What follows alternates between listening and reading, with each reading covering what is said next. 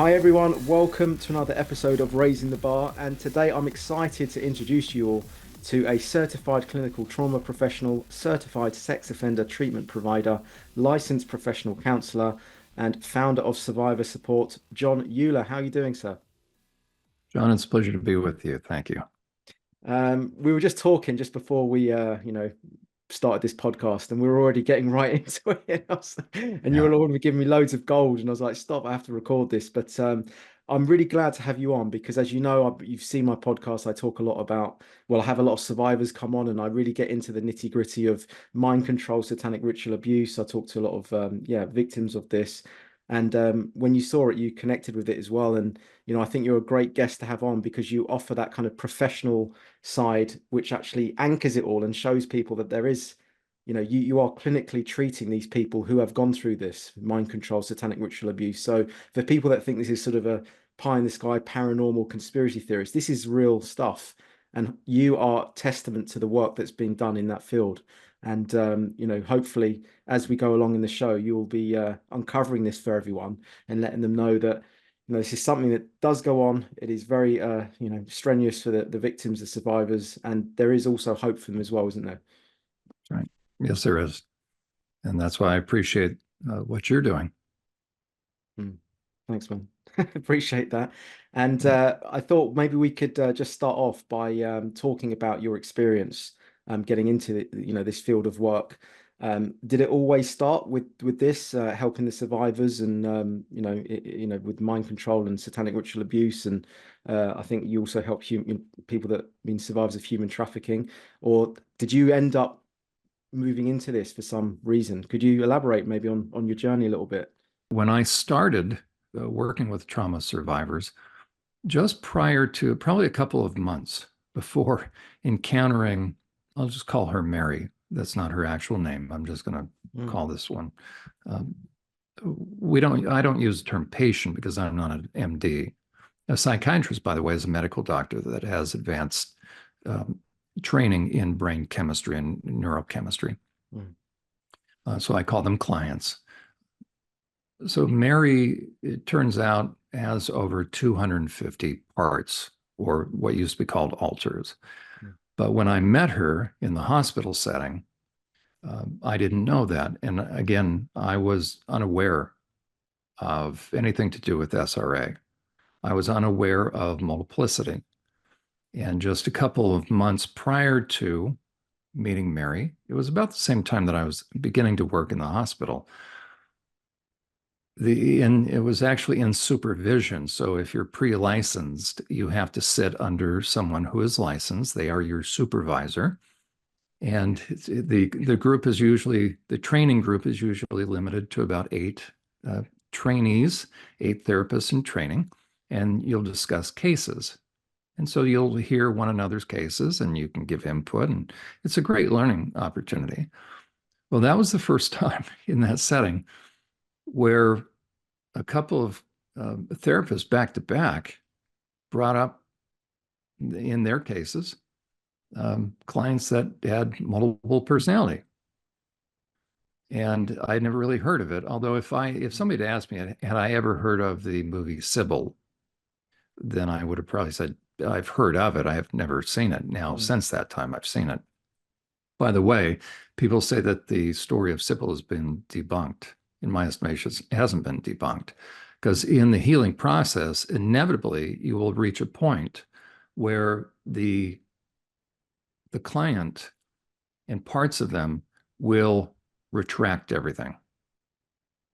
I don't know what has become of Sybil. I don't know what has become of that situation, but it's very sad because the false memory syndrome folks say that it has been debunked.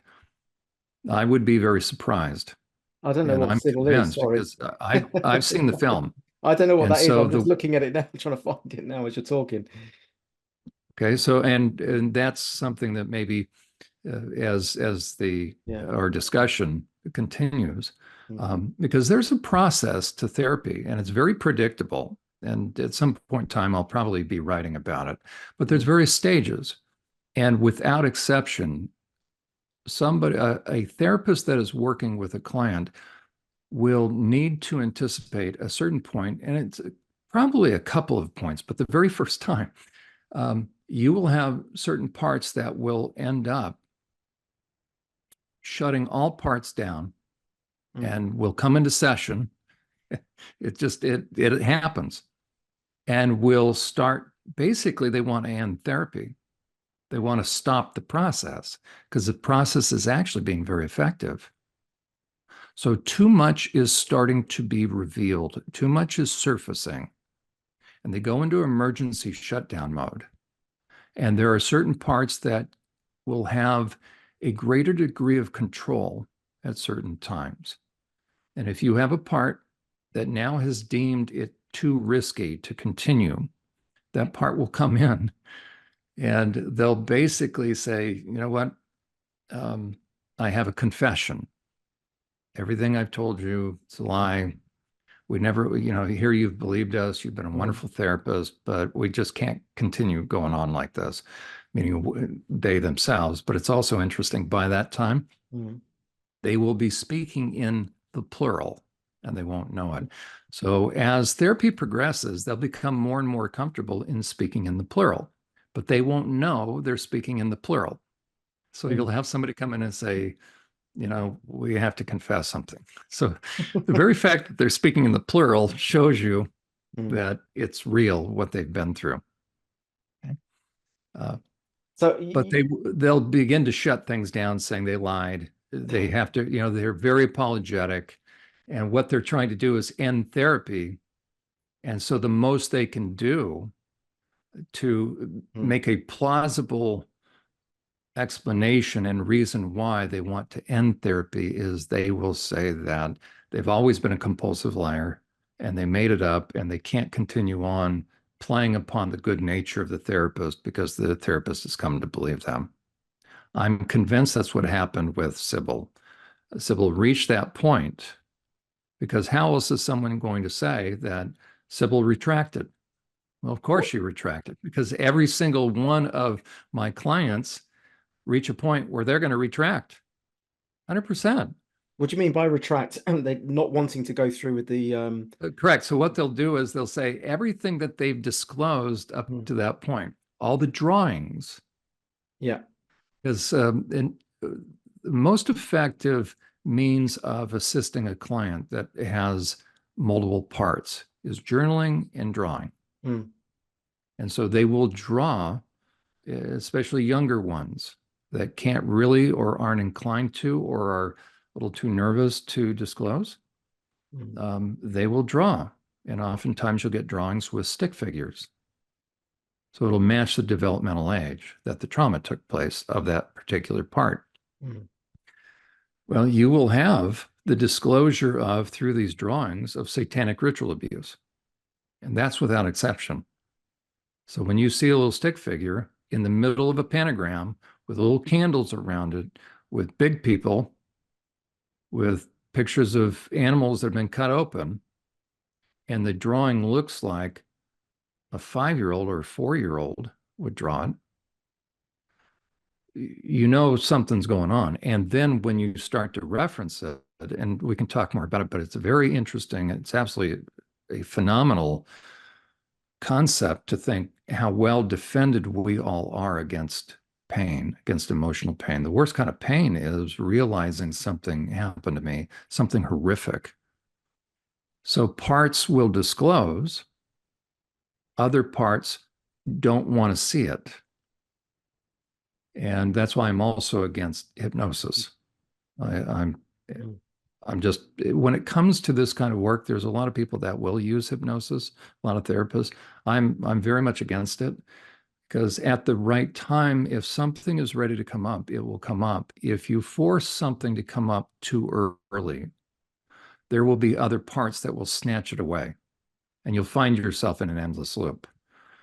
So, Mm. but these drawings are very telling. And the first time I started to see some of these things with Mary, it was really, I was noticing some changes in her as far as she and I began working together while she was in the hospital.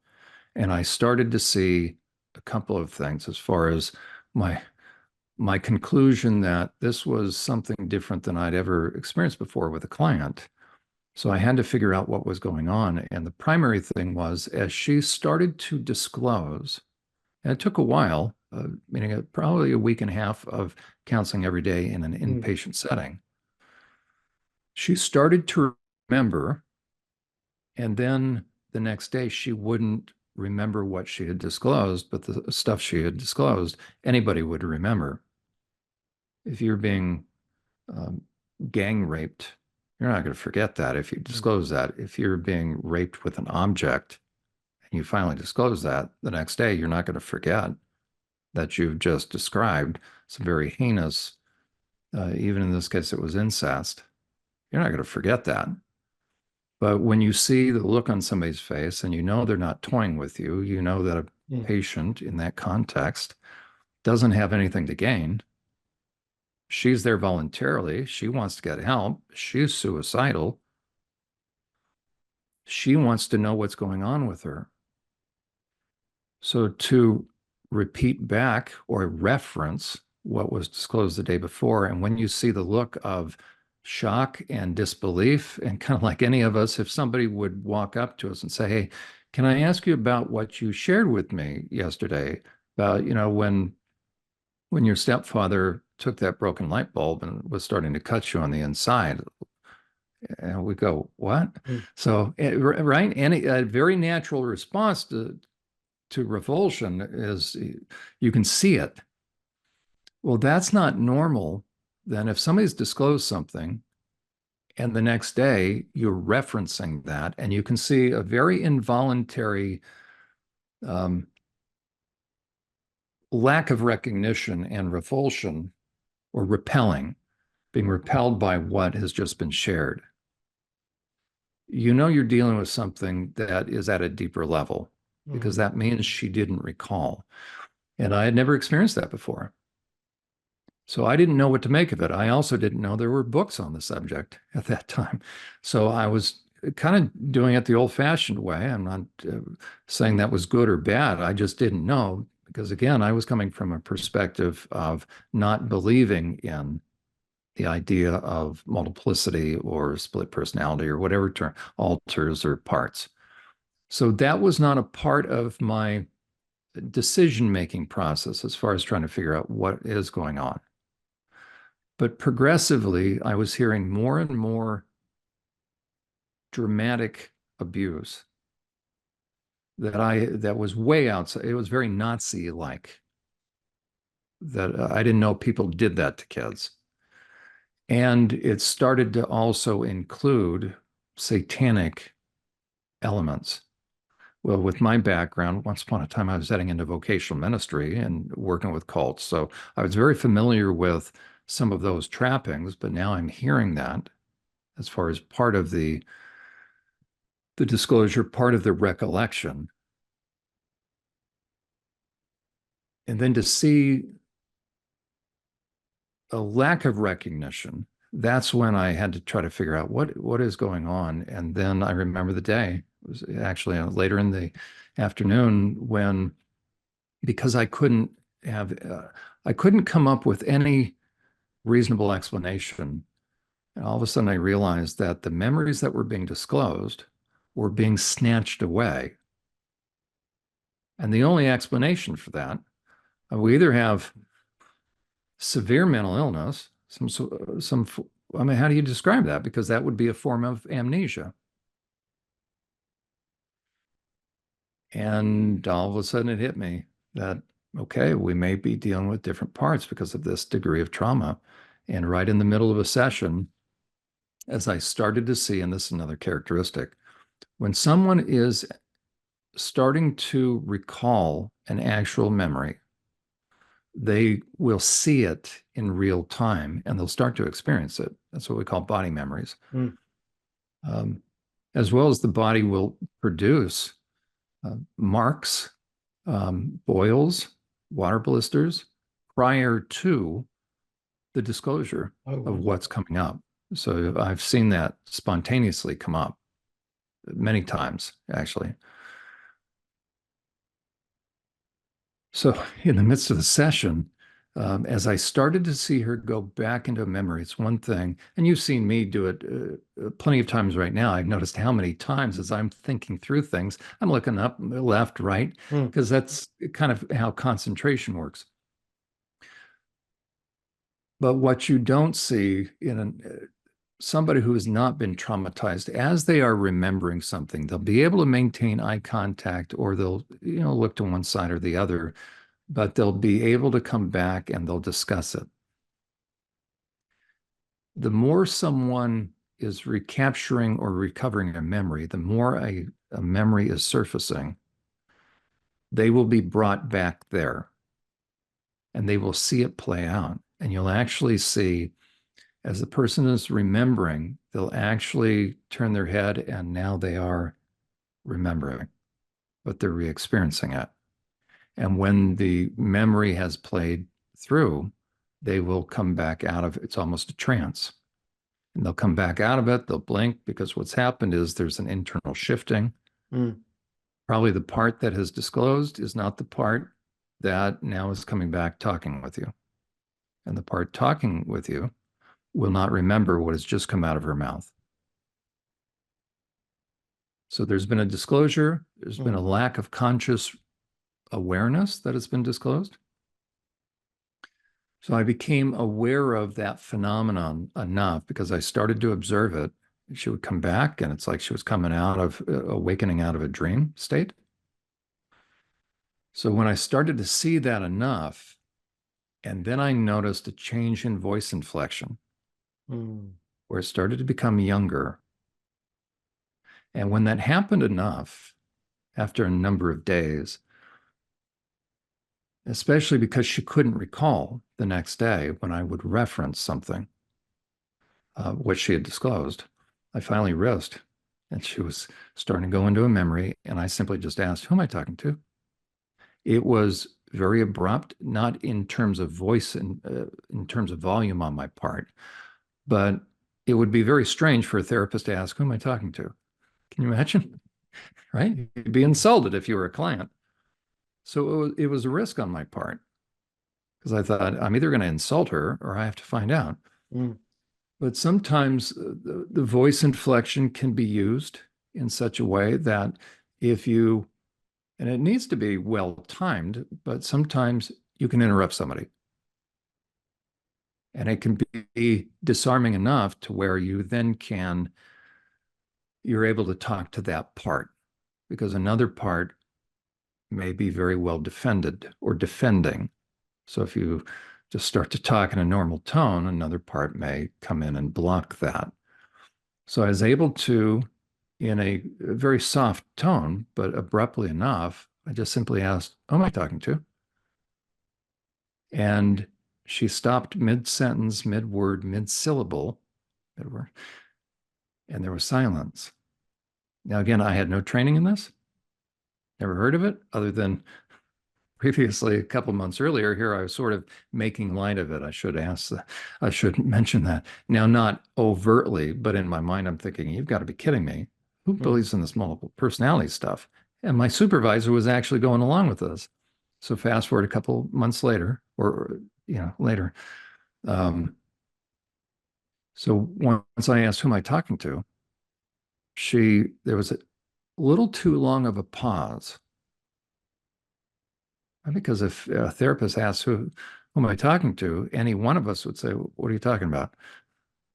You'd respond pretty quickly. mm, So there was enough of a pause.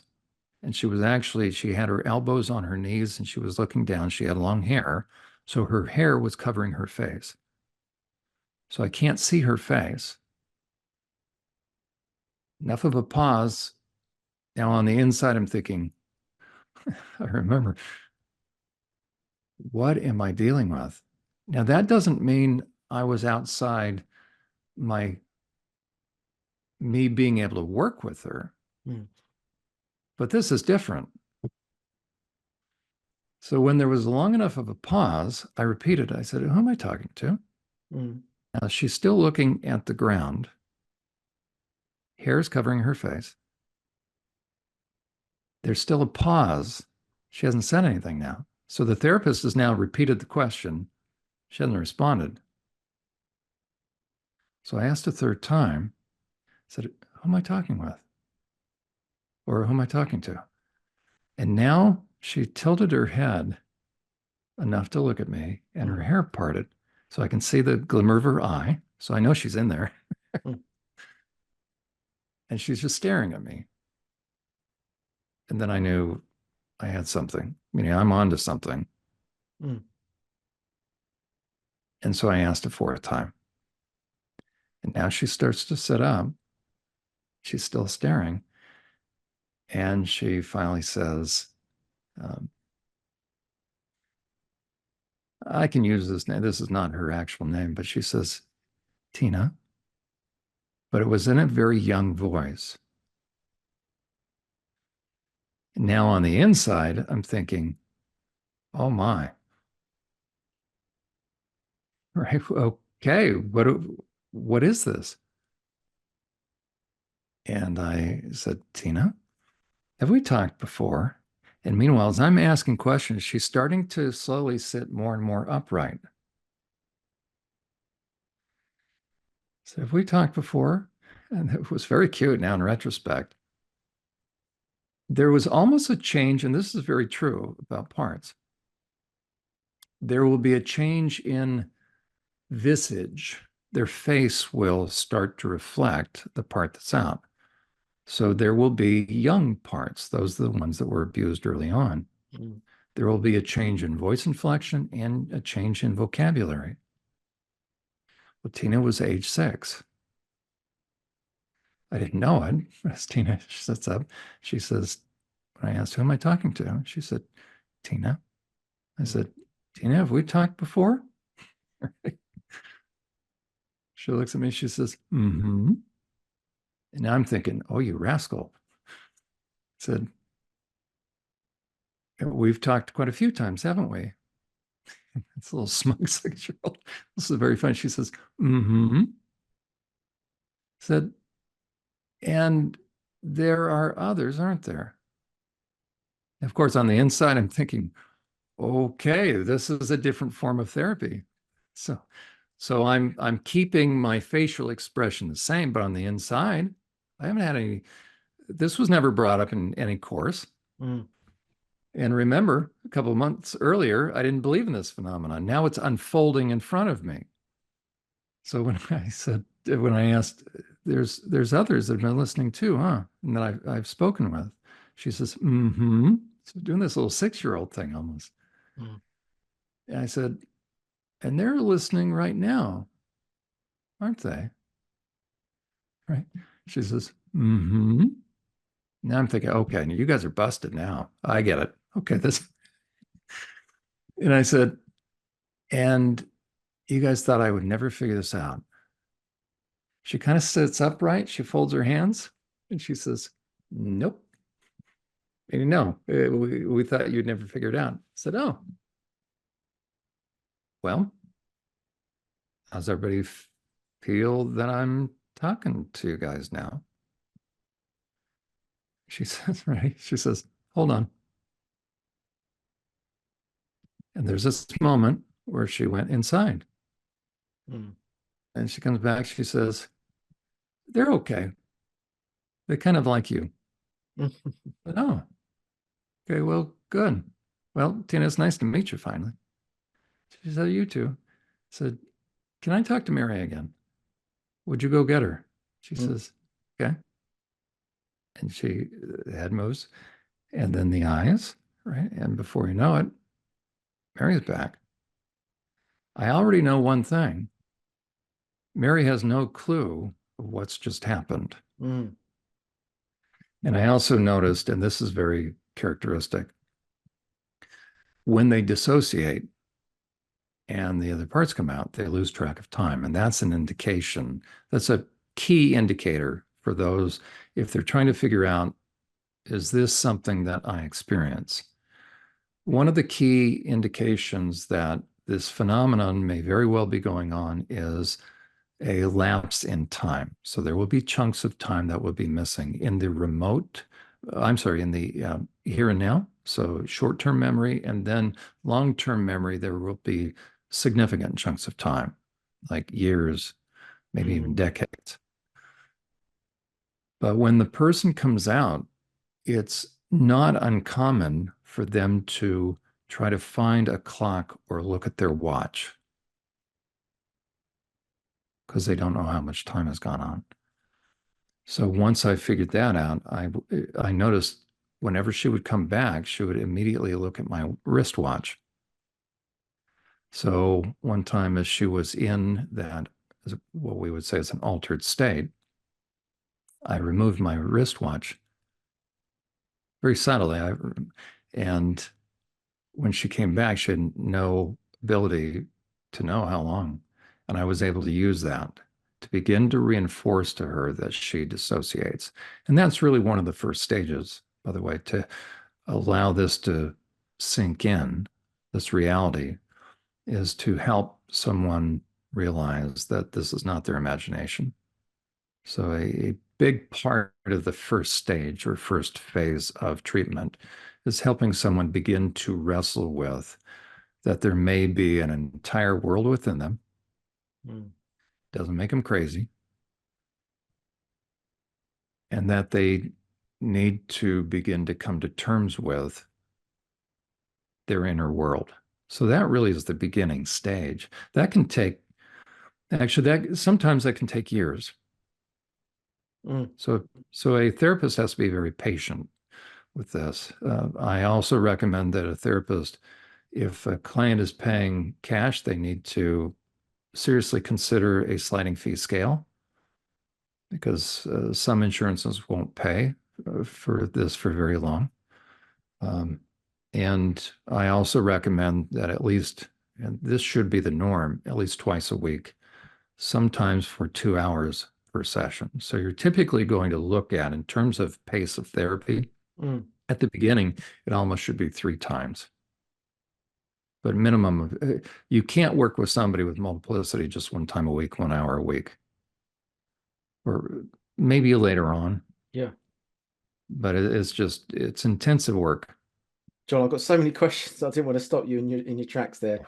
Fascinating stuff. And it's actually completely falls into alignment with everything that I've researched in the last couple of years, 2, 3 years myself, and I'm just a podcast host, but I've been really into this subject and I've talked to a detective about it, talked to many survivors about it.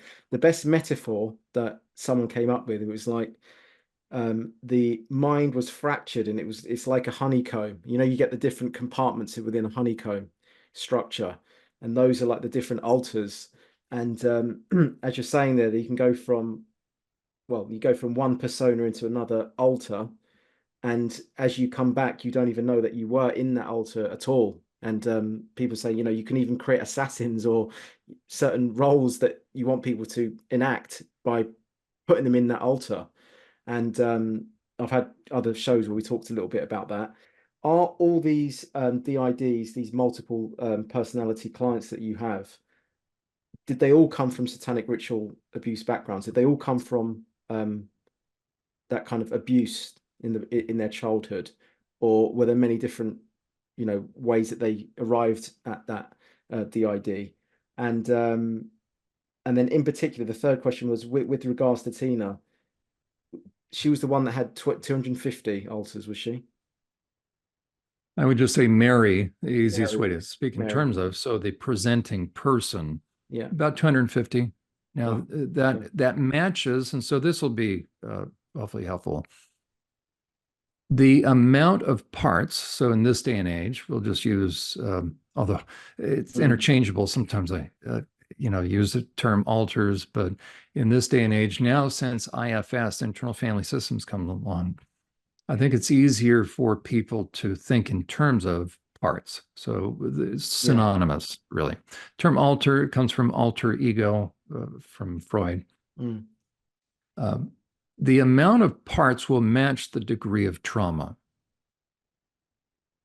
And what's very interesting about the parts, and again, really the idea, or to understand this, it is simply taking someone's normal personality and segmenting it. So if someone has an experienced trauma, we can easily move or flow through different emotional states. Mm. We all, as a matter of fact, IFS, the premise is we all have parts.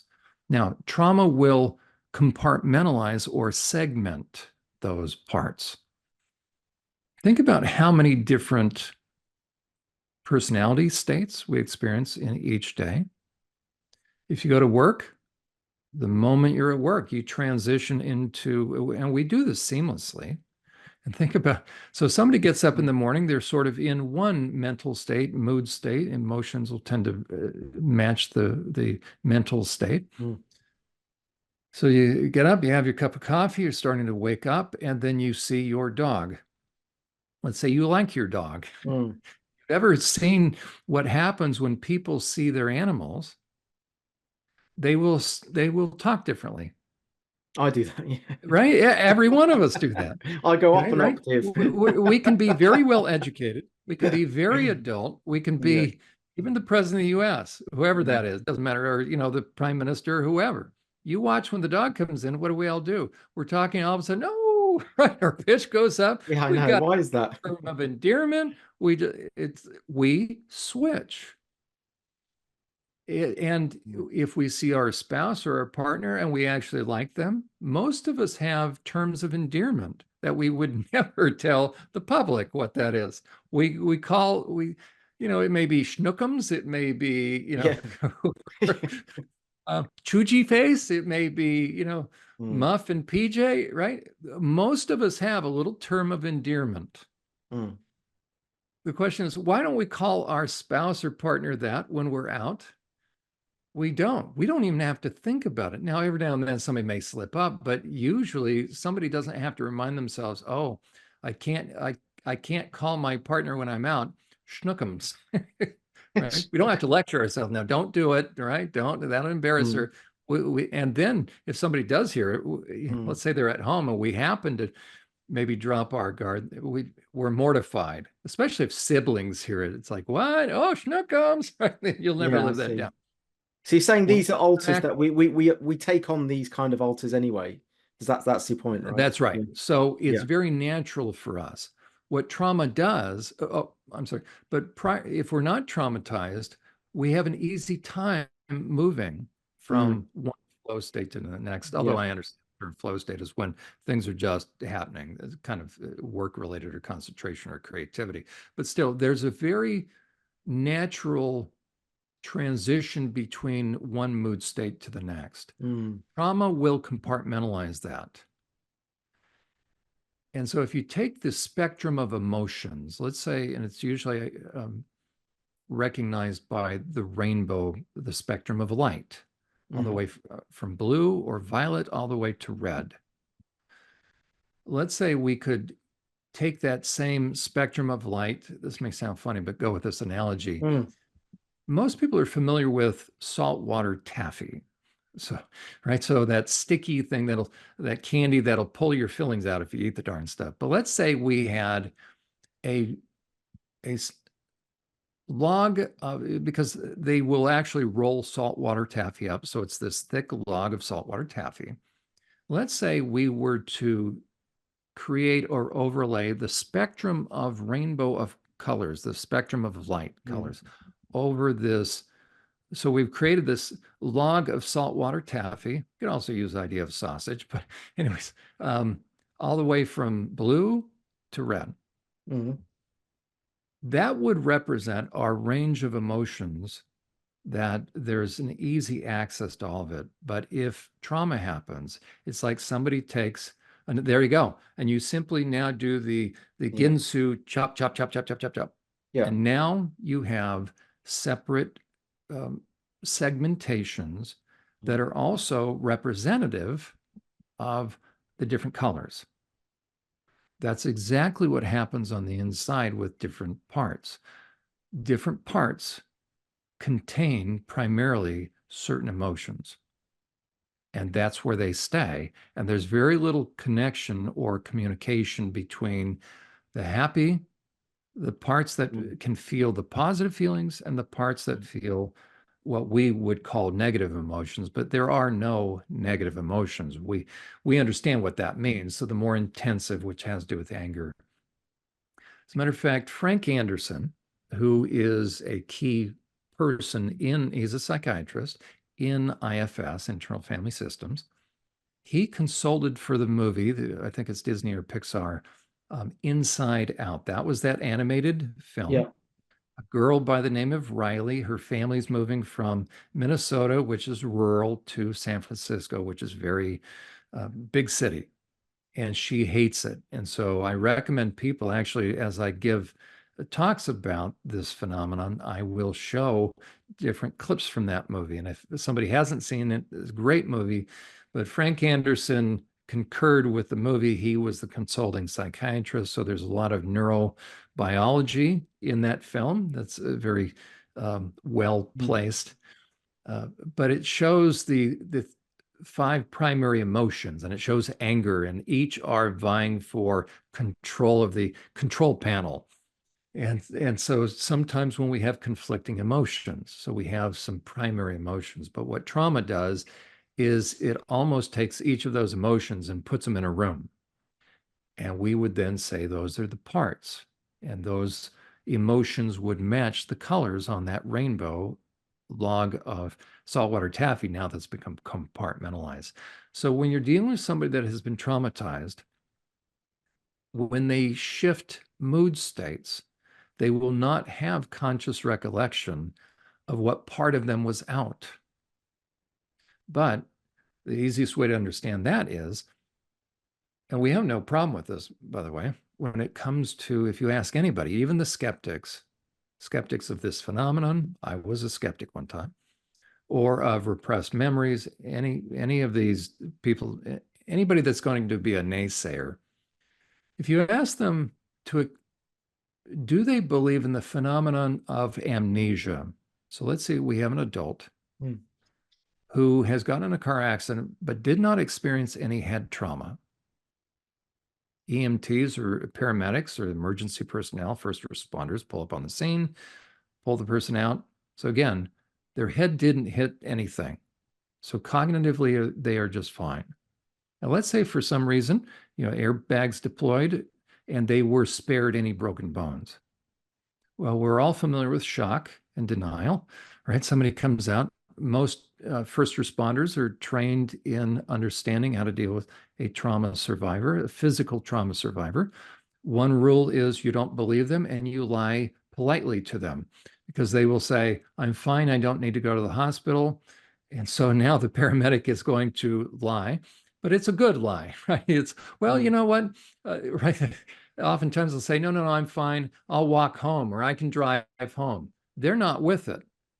And we understand that. They're in shock. They're not thinking clearly, even though they're carrying on a full blown conversation. So the paramedics, the first responders, the EMTs are going to try to coax them into the back of the ambulance. We're now going to take them to the hospital, even though the accident survivor is saying, no, I'm fine. Mm. We know the person is in shock. But again, for purposes of this, we're going to say there's no head trauma. So they go into the hospital, ER, now they're admitted.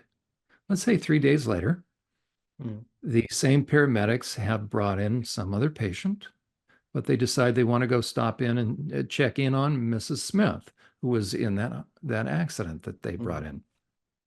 So they stop into the kind of peek in the doorway, say, Mrs. Smith, how are you doing? It is not uncommon for emergency personnel to experience the person that they cared for brought into the hospital. They say, Miss Smith, how are you doing? Miss Smith looks up. She kind of this recognition or lack of recognition, like, oh, who are you? Who are you? Or do I know you? Mm. Okay. No head trauma. What label do we give that? Well, amnesia. Okay. I defy anyone to adequately explain that. In terms of neuroanatomy, we have somebody without head trauma that can't remember who it was she was dialoguing with for an extended period of time, who came and rescued her, so to speak. Why doesn't she have any recollection? But you notice nobody poo-poos that idea. We all understand the idea of amnesia. Okay, that is with an adult with a fully developed adult brain. Nobody Mm. says, oh, that's silly. If you went through something, you'd always remember it. Really? Well, then we wouldn't have a term called amnesia. Okay, so that's lack of brain trauma, lack of brain injury, fully developed brain as an adult. So we have proof with the concept of amnesia that there can be something that's so overwhelming. Now, let's say in her Mm. case, she has a passenger that died that did hit the window. Let's say a grandson, and he was splattered all over. I hate to use that, right? But it was so Yeah. traumatic that she has blocked that out. How about a war veteran? Yeah. I've I work with vets on occasion. One gentleman that I've been working with, he was involved in the invasion. The U.S. Invaded Panama, had to take out Noriega. This was about 40 years ago. Um, he was involved in combat for 3 days. He only remembers a day and a half. He was air flighted out, airlifted out, medevaced out because he was stabbed in a building as he was descending, looking for bad guys. There was a bad guy that came up. They met one another. Mm. Fortunately, my client shot first, but the enemy bayonet went clear through his thigh. So they had to unsecure the bayonet. They didn't pull it out. And so this guy tries to pull it out. Uh, so the question is, why can he only remember a day and a half? And why does he continue to have the same nightmares? He has about 3 or 4 specific nightmares. He's had them for 40 years, night after night. And then also, why did he recently remember an actual event in his early teens where he experienced bodies falling from a hotel, 7th story? A woman was pushing her kids off because her cult husband, this was in Provo, Utah, I believe, had told her before he went to go kill himself, uh, we want to make sure we're all together in heaven. So you and the kids, you need to die together. And so when he was a young teen, he was walking down the sidewalk and all of a sudden this body fell probably 50 feet from him. Well, he backs up and then another body and another body. He was working with me to work through trauma from combat. And partway through, one night, he wakes up early in the morning. He's sort of debriefing with his wife. He thinks it was a nightmare, thinks it was just a dream. And it turns out it contained all the details. It was an exact memory. So there's a good real time, real life example of suppressed memory. So we understand about um, adults that end up with amnesia. It's just a term we coined. Okay, those are with adults. Well, does that only start around teenage, that capacity? Mm. Or is that capacity, that ability, but it sounds strange to say it's an ability because that presupposes concentration. But subconsciously, I mean, if you were to ask someone, describe amnesia, no one has a problem with amnesia, with the idea. They would say, well, subconsciously, something is too overwhelming. So it has taken the memory and it's put it somewhere. So now there's a gap. When does that ability start? And that's with an adult brain, meaning fully formed. Mm. So it is possible with a fully developed adult brain to lose gaps of time, to Mm. lose very important memories that are too overwhelming. Are you, for anyone that has a hard time with this, do you mean to tell me that a child doesn't have that ability and that child's brain is still developing? Think about the stages they go through.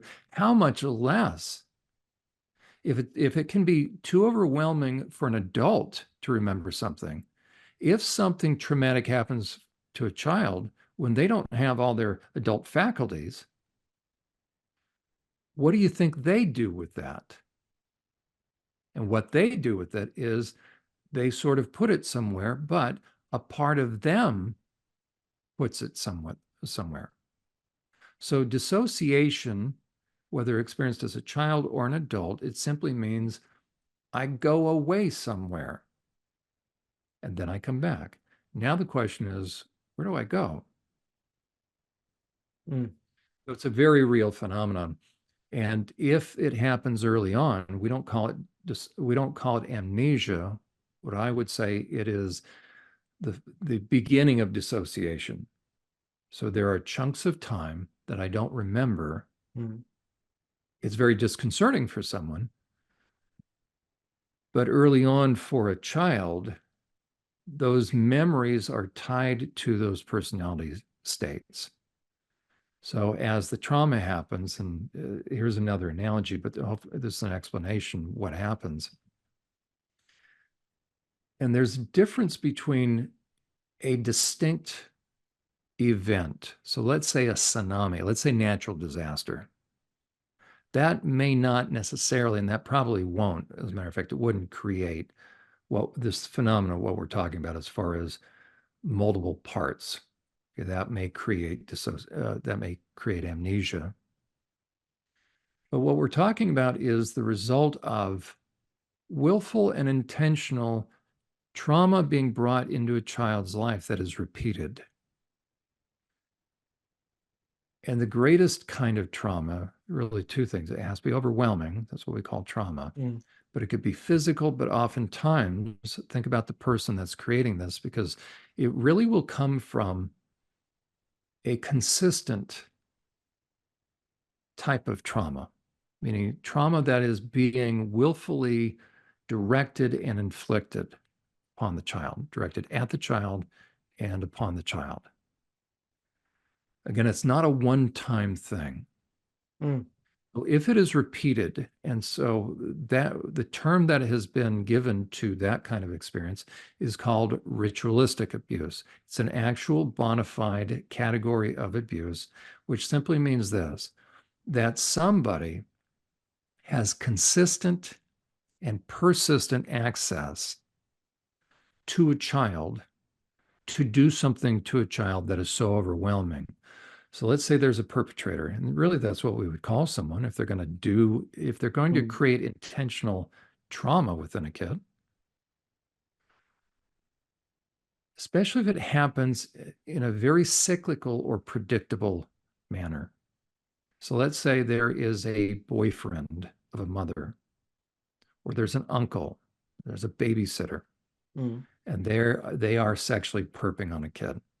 Let's say it's a stepfather.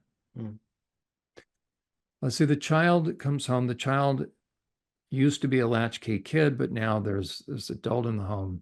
Mother works second shift. So the child is vulnerable during a certain time period. Let's say 3 o'clock. Child comes home at 2 o'clock, 3 o'clock.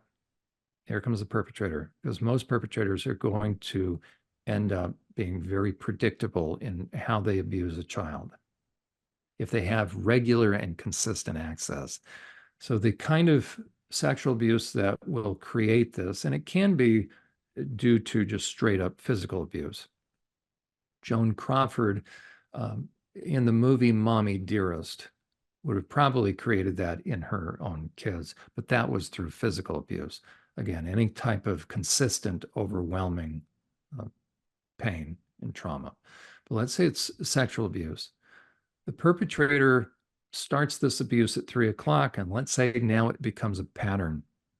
The child would rather stay at school, doesn't want to go home, ends up having to go home every day.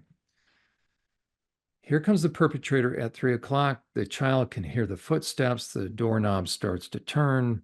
mm, Now it's anticipated trauma. The child knows what's going to happen. Question is, what does the child do? Well, the child now, because of that trauma, they are going to dissociate. They're going to basically, and this is involuntary. They don't think about this, it just happens. And dissociation is really by degree. There's different terms for lesser degrees. They call it, here's some different terms. Depersonalization, that's where you feel kind of detached from your body. It's almost like you can, some people can actually look down from above and see themselves. How Mm, about derealization, where it's almost like you're looking around and it doesn't feel like life is real. So sometimes you have to touch things or actually cause harm to yourself to make sure you're still alive and you're not in a dream state, or this isn't just a weird thing of your imagination. So mm, sometimes self comes from that. The majority of it comes from channeling of rage, quite frankly. So 3 o'clock happens. The child is now being subjected to very consistent sexual abuse, let's say by a stepfather. And now the stepfather waits his for the mother to leave. So the stepfather was waiting for the wife to leave to go to work. She leaves, the perpetrator waits enough time, but now the pattern, let's say at 3 o'clock. Here comes the footsteps, the door starts to turn, doorknob, and what happens? The child essentially will do this on the inside without knowing it. This isn't happening to me. I'm out of here. mm, Okay. So the child on the inside goes away. So now the perpetrator walks into the room, sees a child, child's eyes are blinking, child is responding either verbally or non-verbally. I mean, the child didn't pass out. The perpetrator walks in, sees Janie. He's going to perpetrate on Janie. Again, Janie didn't pass out. The question is this: where did the real Janie go? Well, the Janie is going to respond. She doesn't become catatonic, just staring. mm, So that means a part of Janie is cognizant, is responding, but on the inside, Janie said, I'm out of here. A part of Janie took her place to take the abuse. So let's say the abuse happened from 3 to 3:30, and let's say it's pretty consistent. Doesn't always have to be, but for purposes of yeah. this discussion. So let's say from 3 to 3:30, like clockwork, that's when the abuse happened. So Janie now goes away. She doesn't remember what's happening. Yeah. Another part of her is there to take the abuse. And this is important. Like heads and tails of the same coin, the flip side of hurt, because it's injurious, it's emotionally injurious, Mm, be raped. The flip side of hurt is anger. So the part of Janie that's out, and Janie doesn't know, really what's happened is Janie got pulled in. Janie, at first, it may seem like once Janie starts to become aware of this, like she goes away. But I'm now convinced she doesn't necessarily go away. She's pulled in. A part of her is protective. A part of her actually pulls her in and takes her place. That is very sacrificial, by the way. what And is that that's really part though? important. And what is that part? And is that an altar, that part that There we replaces? go. So now there's been a segment. That's the first segmentation. Mm, Now we have Janie and one alter or part. That's the very first time it happened. If that perpetrator was just a babysitter and was there for a week, conceivably you could have maybe just 1 or 2 parts. I think probably the minimum number of parts are about 6.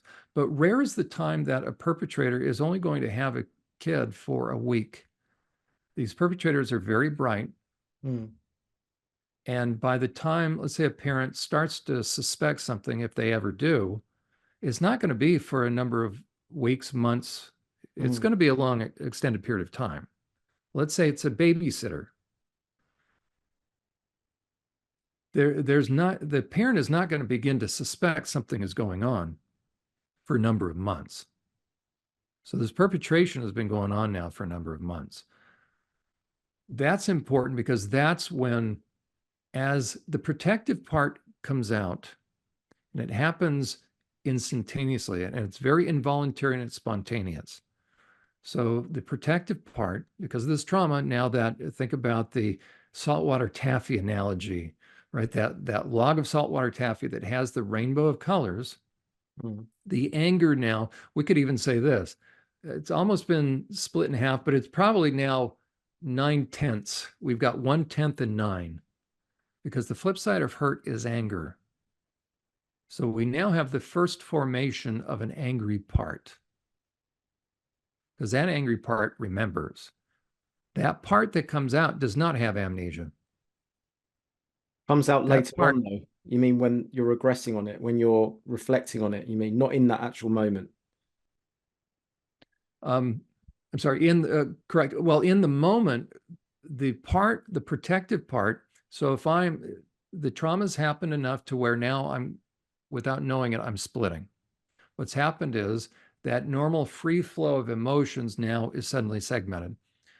A protective part of me, once that segmentation happens, the protective part takes Janie, pulls her in, Yeah. steps in to take the abuse. The flip side of hurt is anger. Janie takes that, but she's not going to show anger because if she does, the perpetrator is probably going to hurt her. That's what I The was going to say. Yeah. perpetrator's number one goal Yeah. is to not go to prison. So a perpetrator will do whatever a perpetrator needs to do, and there's a wide variety of things. Usually it's depending upon the kind of perpetration. Their favorite thing is if they can combine relationship with the perpetration, because then you're playing on the child's emotions more. But if it's a more dramatic kind of thing where the babysitter appears nice while mom's there or the stepdad, as soon Mm. as they leave, all of a sudden this really sadistic person comes out. Well, you're not endearing yourself to this child. So it's going to be much more abrupt, much more, including traumatizing. But the perpetrator is going to shift very quickly toward, in terms of ensuring silence, and that's the number one goal of the perpetrator. Why? Because the perpetrator doesn't want to get busted and go to prison. So you've got to make sure that your young victim is quiet. And if it's a radical type of perpetration, Mm. meaning there's no relationship that the perpetrator has been manipulating and working on, then the perpetrator will move towards threats immediately to keep the child quiet. Yeah. Yeah, And because I was so going to say two, they're not actually big, they're not going to be angry. I was going to say that alter, that other Janie, the one that comes in, is submitting, right? It's completely submitting. yes, but they're angry. They're not going to show it because if a perpetrator is going to threaten, you Yeah. can't afford to be angry, right? Yeah. Even Can't take the risk of the noise and right? everything else. Yeah. Most people are very familiar with the idea of Mm. an angry parent that's kind of abusive. You cry, I'll give you something to cry about. You wipe that look off your face. Mm. So a child, even the part, learns very quickly they can't have emotions, but they Mm. all have emotions. They just keep it inside.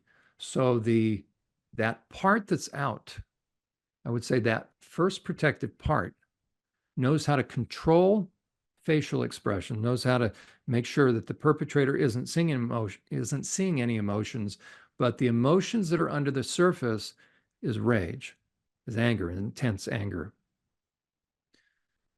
Once the perpetrator is stopped, so let's say the perpetration happens from 3 to 3:30. That part, so Janie got pulled in, the part that is protective, that very first time, that very first protective part takes the abuse. The abuser leaves at 3:30. Now, when the coast is clear, the protective part can go back in. Janie can come back out. It's safe. The coast is clear. What does Janie remember? She doesn't remember anything. But what does Janie feel? She doesn't feel anger because that anger is contained with the protective part. She feels the physiological effects of adrenaline. Mm. So if you get pumped full of adrenaline or a surge of adrenaline, you will feel anxious. For a child, they can't verbalize that. You'll just have a lot of energy. Mm. They don't know what to do with it. Oftentimes, self-harm is a way of channeling off that intensity. So you may have a child that starts self-harming. Doesn't know why, can't explain it. Or the child will begin to manifest different sorts of symptoms, but without the conscious recollection. Mm. Again, we're talking about the kind of perpetration that happens over an extended period of time. As that goes on, that phenomenon can be repeated depending upon how long, how intense, and the kind of abuse, because the perpetrator will tend to up the degree of abuse, because that's what sadistic deviance does. And so you can have that first protective part that actually gets overwhelmed and really needs some help. So there will be another part to help the first alter or part. That begins that consecutive splitting. Mm. And then each will tend to have different roles. And think about the kind of person, the kind of adult I just described. Okay, that is actually the most, sounds funny. That's on the lower end of the trauma continuum. Okay, we know the kind of perpetrator, like a teacher that endears themselves, or let's say a babysitter that endears themselves as a kid, and now the perp is going to tell the kid this is our little secret. Okay, that's the most mild kind, but it's still perpetration, 100%. But as far as the overt threats, there aren't going to be threats initially. The kind of perpetrator I described from 3 to 3:30, let's say a stepdad launches into threats. Mm. That's typically the scenario that's going to cause the splitting. How would we describe someone who could find it possible to rape a 5-year-old and threaten them and do that in such a fashion that the mother never catches on? We're into the sadistic end of things. We're not talking a normal person at this point. Mm. He not only is deviant, but he's moved into sadistic. Is there just one category of sadism, or could it be sort of like a built-in in-ground swimming pool where you have the shallow end all the way to the deep end?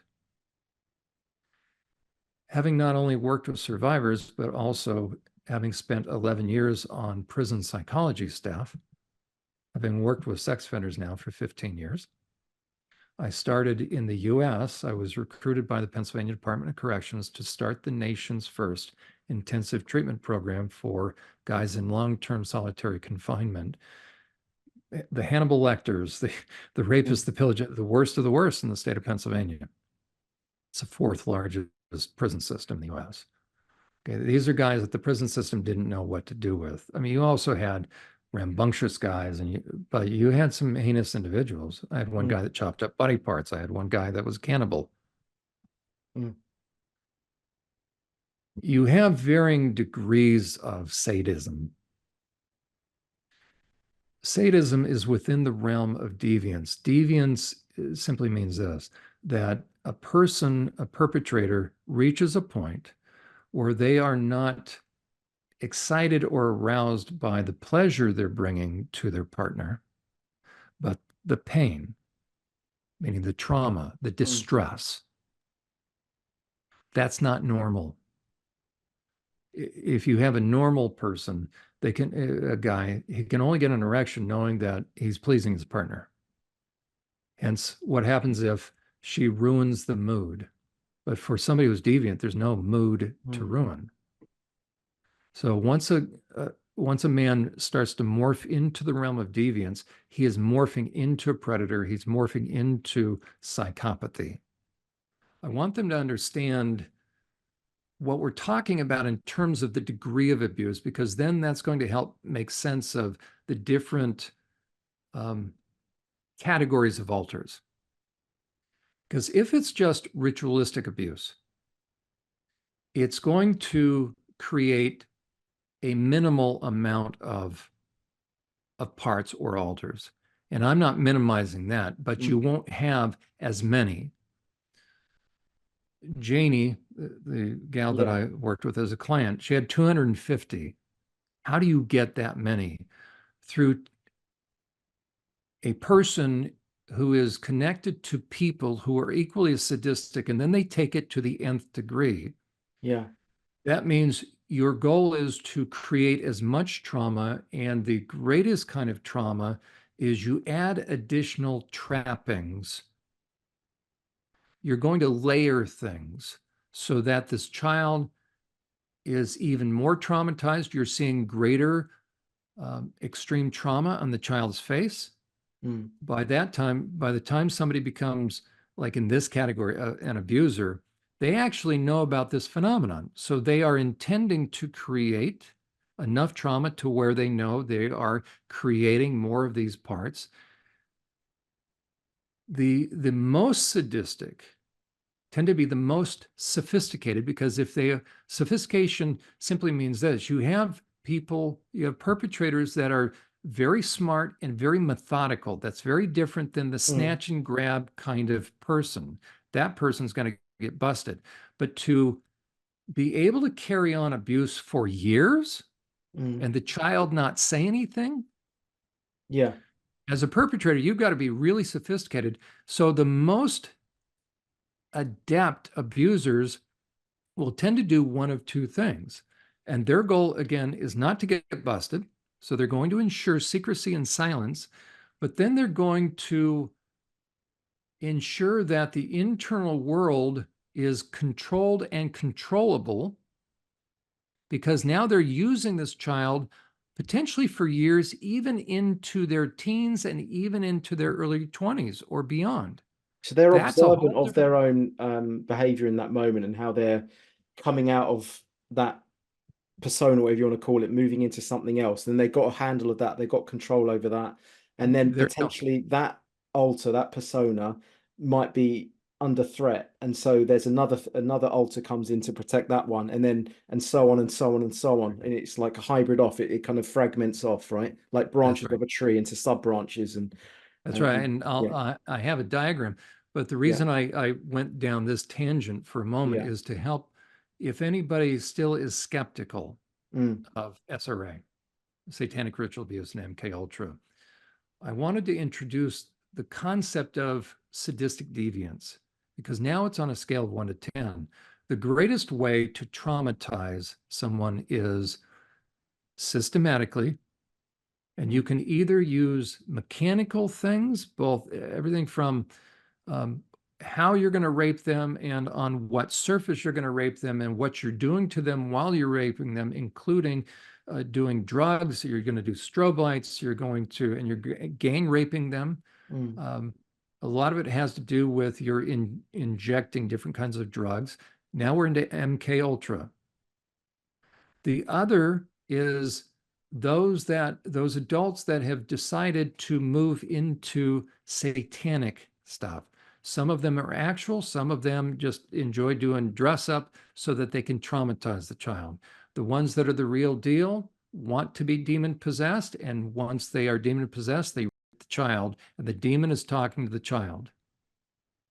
So you can see those two degrees of trauma are going to create massive amounts of splitting. That's how you get up to 250 parts With the satanic stuff, basically, yeah, which with we the haven't really satanic and even the MK Ultra. and the MK Ultra, yeah. And I know this is a bit of a jump for people because they might have your average Joe blogs will acknowledge the deviance, the sexual deviance, the rape, that the sexual abuse. They know that goes on, but it's when it moves into mind control and satanic ritual abuse that's when they might say, "Hang on a minute, that's a little bit too much of a stretch for me, too much of a reach," Right? But But the question is, yeah, do we think that mm, that went away back in the Middle Ages? mm, All you have to do is look at yeah, uh, displays on TV, the Grammys. yeah, With that Sam Smith guy, all oh on yeah, stage. Got demonic stuff, people in cages. Okay, what kind of mind thinks that way? Certainly, we would have to say it had at least demonic overtones, right? mm, When you see people on stage with pentagrams up there, flashing, satanic symbols, or yeah. do we think that nobody really is into that? Yes, So, I mean the argument is it's just for they're trying to be edgy and artistic by doing it. okay, it could be, right? As simple as Yeah, I that. mean But the they, question is, there is those motifs are there for a reason. There is something that's being referenced. Right. that exists. It That's what we're could- saying, right? and it could be Yeah, 1%. Okay, but yeah, let's talk about that 1%. Plus, I've seen yeah, criminal histories in prison. yeah. Why don't we, shall I show the chart right now? I'll tell you what I'm going to do before you go into the visual. I'm just going to try and paraphrase what you've said, summarize it, so I know if I've got it, then the likelihood is other people have kind of got it, right? Oh, that's So perfect. we're taking someone that you've or we've identified has dissociative identity disorder, what's also known as multiple personalities. Your understanding is that um, much like a car crash where something horrific happens and there you form this kind of amnesiac barrier around that where the mind doesn't want to deal with that trauma of that incident, so it creates this, it firewalls off that trauma with that kind of blocking it out, the amnesia of it, so you don't have to face that trauma. And then you started to mention that if we know that happens with adulthood and we call that amnesia, it's a known term, why would it not be the case that this happens in childhood? And then we talked about as in childhood, these traumas can occur, whereby instead of actually feeling that pain in that moment, there's a sort of a part of the psyche, or whatever you want to call it, that retracts, it pulls away, or some part of the psyche displaces that, removes that, and replaces it with something else. And that something else is there to take on the pain of this this trauma in that moment. And you then mentioned that this could be, let's say, sexual trauma, something very severe. So it could be that someone regularly comes around and sexually abuses them, so it's almost ingrained in their psyche this is going to happen at a specific point, so it's almost become like, grains in wood. It's very kind of, it's ingrained, it's like very deep set. So this child would then have that replacement, that displacement of personas, and this other alter comes in. I think, is that right? We could call that an alter, yeah. And then from that, that's where these different personalities are formed. So when there's that, about when they know this trauma is about to come in, this alter will come in to protect it, to take the place of.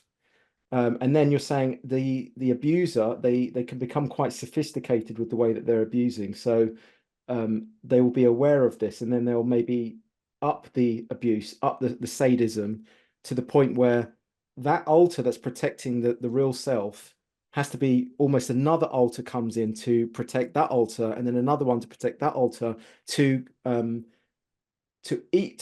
of how would you say, to the equal and opposite, to deal with the upgrading of the abuser's methods.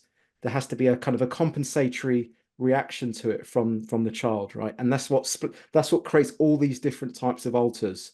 And when they go into these alters, they lose a sense, they lose the sense of time. They don't even know when they've come back. They don't even know they were in all these alters. They just have the kind of the remnants of it is just um the kind of the adrenaline, the anxiety, the kind of the feeling of something, but not, they don't have any kind of recollection of it. And then the work that you're doing is that you take them back into the memories of it, or the trauma of it, or how would you then go back into it?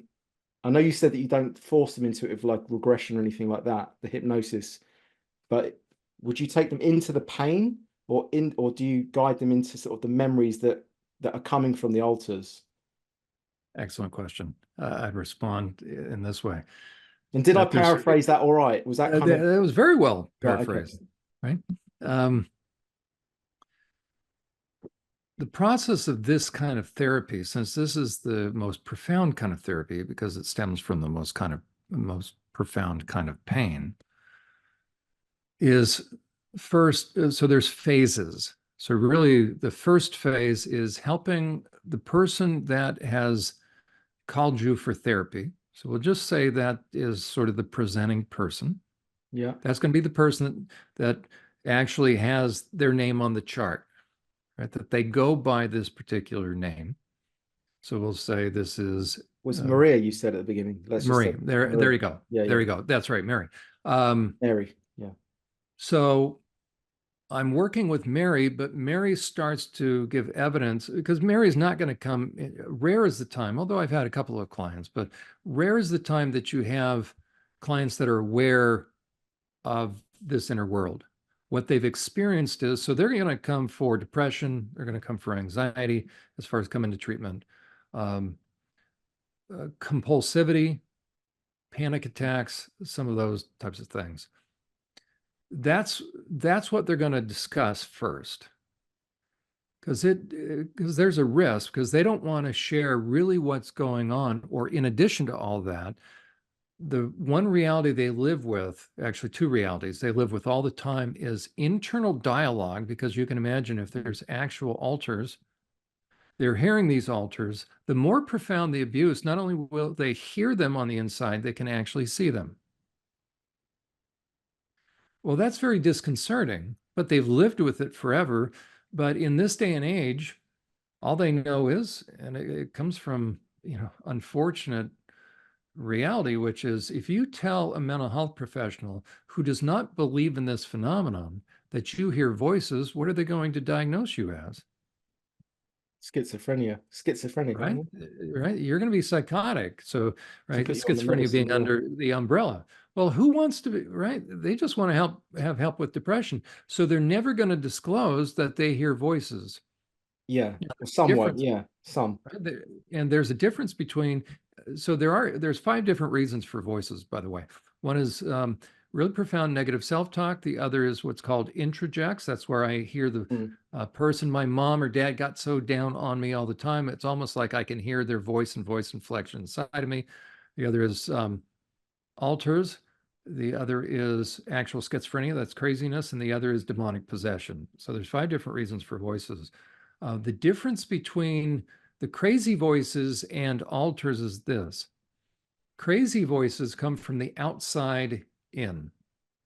Like the Norwegian antenna is broadcasting to me. So, or the mothership is hovering. So that kind of person is going to put a tinfoil hat on. They'll make one for you so that the mothership isn't beaming the wrong kind of beam. So they fully believe that there are um, directions or instructions that are being given to them, special information, and they'll be willing to tell you about it. They're not shy about it, and they actually have a message for you, and they want to protect you. So they'll make a tinfoil hat. So a crazy person hears voices from the outside in. They're not shy about telling you about that, and they're very consistent, and they're not afraid that they're crazy because they know they're not. Yeah, that's a crazy person. Well, where is it coming from then? What is that mothership that they Oh, think of? that's dysregulation within the brains and neurotransmission. So schizophrenia is a breakdown, really, is a diseased state of the brain, Is genuine it schizophrenia. though? Because I mean, I've heard other people talk about this, and they say, to our understanding of where we're at in our knowledge, is that yeah, we look at that as schizophrenia, but from a different perspective, this is actually like shamanism. It's actually like a gift that is being Okay, and it could be, pathologized. right? But that's not going to distress somebody. So they typically won't come into therapy. Okay, so Uh, okay, so it's people that want to change it because it's not. Well, they yeah, might not be able to handle it though. You know. it's causing them some difficulty. Usually, Yeah. somebody that is experiencing difficulty if they're going to Mm. come to a therapist. But the person that has multiplicity on the inside, they hear the voices. And again, think about the 5 reasons for voices. So it also can be Mm. demonic possession, but that you can ferret that out. But really, the person that has parts, the person that has alters, it's on the inside in, not from the outside in. That's a big difference.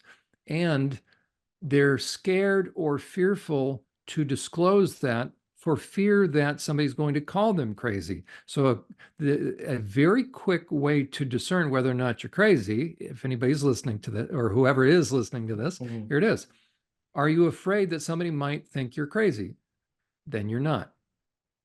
A crazy person doesn't worry about someone calling them crazy because they know they're not crazy, and they need you to believe them because they're going to share that special message with you. Okay. So a crazy person doesn't worry about being called crazy. So that's crazy. Okay. So if you hear voices on the inside in and you never want to bring it up for fear of some practitioner or a clinician calling you crazy, then you're not crazy. What you have are alters or parts. because they've lived with that so long, they've just gotten used to it, and they think it's part of them. They think it's negative self-talk. So they've lived with this for how long? This starts in childhood because of abuse. Mm. It's always because of abuse. I thought they were completely separated and they were like there was amnesiac barriers around each altar where they didn't know that they're in each altar. So, but you're saying that there's a certain bleeding from one to the other, and that comes through as voices. Is that right? As the years go by, there will be different layers. Mm. And so what they're hearing is either the top layer or the middle layer.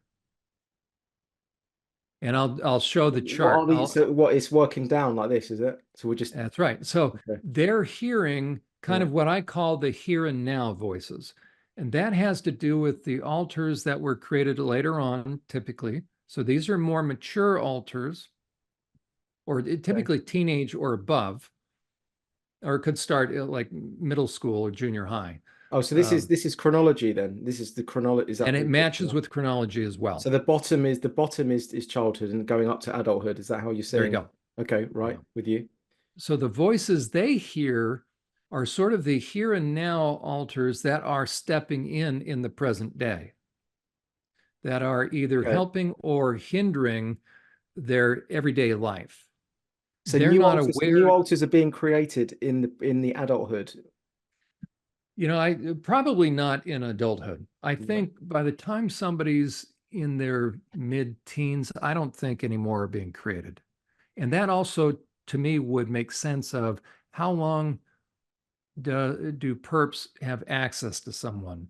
Some Okay. in their 20s and 30s, but typically the majority of the really sadistic abuse that will have done the work necessary will end, um, early teens.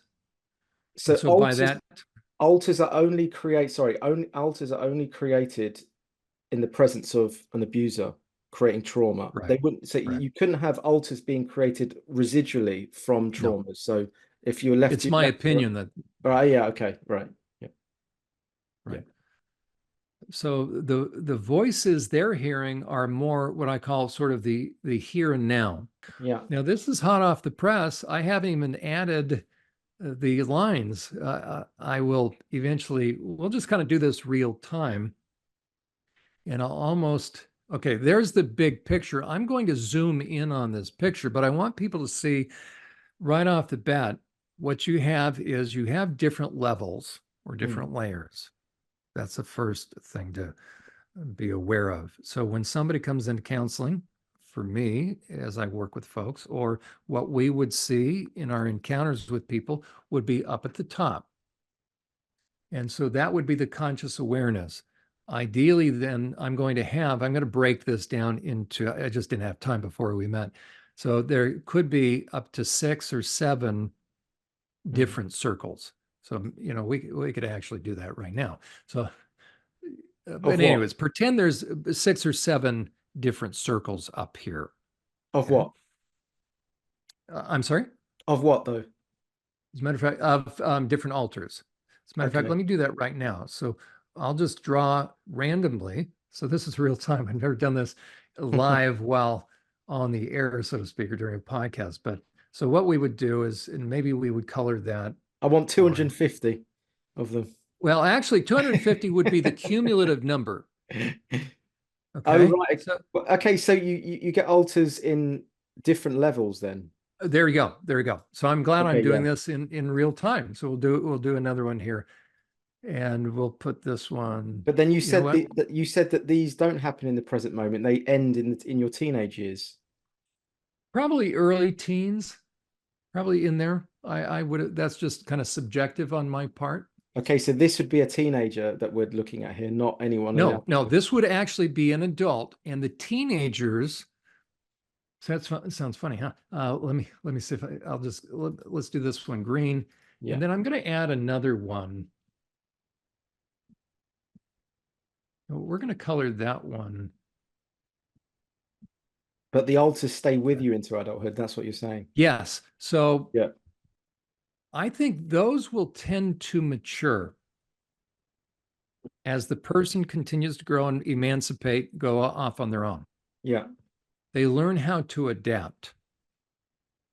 So, for instance, when somebody is a teenager and they have an angry teenager or an assertive one, we would say aggressive. Mm. Now the person literally emancipates, goes out on their own. Now they're aged 18, 19, 20. These are very competent and capable parts. So they know how to adapt. They know how to learn to adapt in their environment. So a 15-year-old who is angry, as the body is growing, this part, so I'm going to call this the aggressive, or we won't even say assertive because they have to practice assertive. So this will be the one that when this one comes out, they don't care about people. So they're going to blast someone. Okay. So when this part of them feels pushed against the wall or disrespected or threatened, Mm. this part will come out. So what we also could do, we could almost draw another line up top. So people will only see the person. Matter of fact, I'll do that right now. Where is, we'll draw one more line here. As a Hang matter on, of fact, the conscious awareness is not an alter. That's just that's the normal state. uh, correct. But it would be for each part. So we might even put it like this. There we go. So Right. we'll move these different parts down here. Yeah. Okay. So as the person's going through their daily life, let's pretend the blue, and at some point in time, I'll fill in all of these. But let's say this is going to be Mm. the overly responsible and conscientious part. They go to work. Okay. This is what we're seeing. But let's say there's a coworker that's been bugging them. Well, they get to a point, the coworker, somebody at work is bothering them. Mm. Well, the primary person, let's say that also tends to be the dutiful person and they never speak their mind. Well, it finally comes a point in time where the person gets fed up. So what'll happen very quickly, I've got to move my, okay, we'll just do conscious awareness. All of a sudden, what'll happen is the aggressive part will pull the dutiful part in. And now we have somebody very aggressive at work until the threat is gone. And then, before you know it, here's the primary part. When that switch took place, now there's a gap in time, even for this part.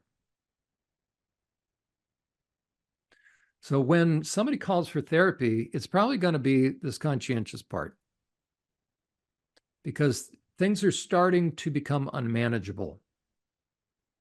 And all they know it is, and when I say conscious awareness, and now I would probably put it up there. Okay, so these two are going to be kind of the here and now, these two levels. This will be the presentation that people see. Yeah. Okay. Okay. So at work, the person goes to work, everything's fine, but that one obnoxious coworker, Yeah. and Brings before out you the know it, beast. Yeah. right? Yeah. Before you know it, Yeah. whoa, right? Yeah. And just as quickly, right? Once it's over, it comes back. And now this person looks around the room and people's eyes are big. Like, whoa, this Mm. person doesn't know that that part of them came out. Yeah. But they have a sense because this part doesn't like this part. This part tries to suppress this part because whenever this part comes out, I've never done this. This is pretty good. So whenever this part comes out, it makes this part's job and life more difficult because this part will stir the pot. This part is dutiful, it's responsible, just tries to get the job done, not make waves. This part is a tidal wave. Are they really Very disconnected though? protective. Like, you mentioned earlier that they're seamless. It's like there's no gaps. It's like it's a flowing, seamless flow between one and the other, right? But There you here go. you've got them as separate, isolated blocks. That kind of. Correct. Like for you, for any of us that haven't been traumatized, we would feel the anger starting to come up, Mm. but we would be able to be in control and know how much. And what we would probably end up being able to do is contain it Yeah. and it would empower us. So we would then set boundaries. And once we've spoken our mind in a appropriate way, then we're able to start to bring ourselves back into emotional regulation. What, stay in the So blue, you mean? Stay in the there conscious. you go. So Yeah, yeah. we go to work, Got you. Yeah.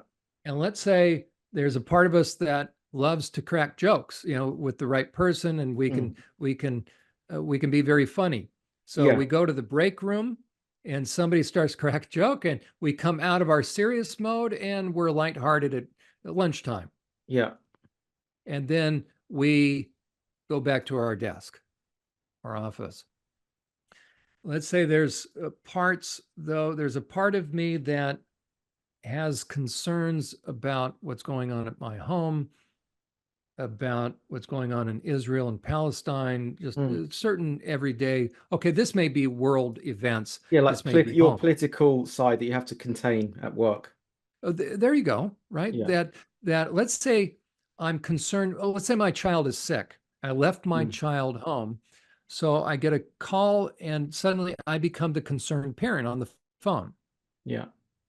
But then when I hang up, I can begin to focus again. Mm.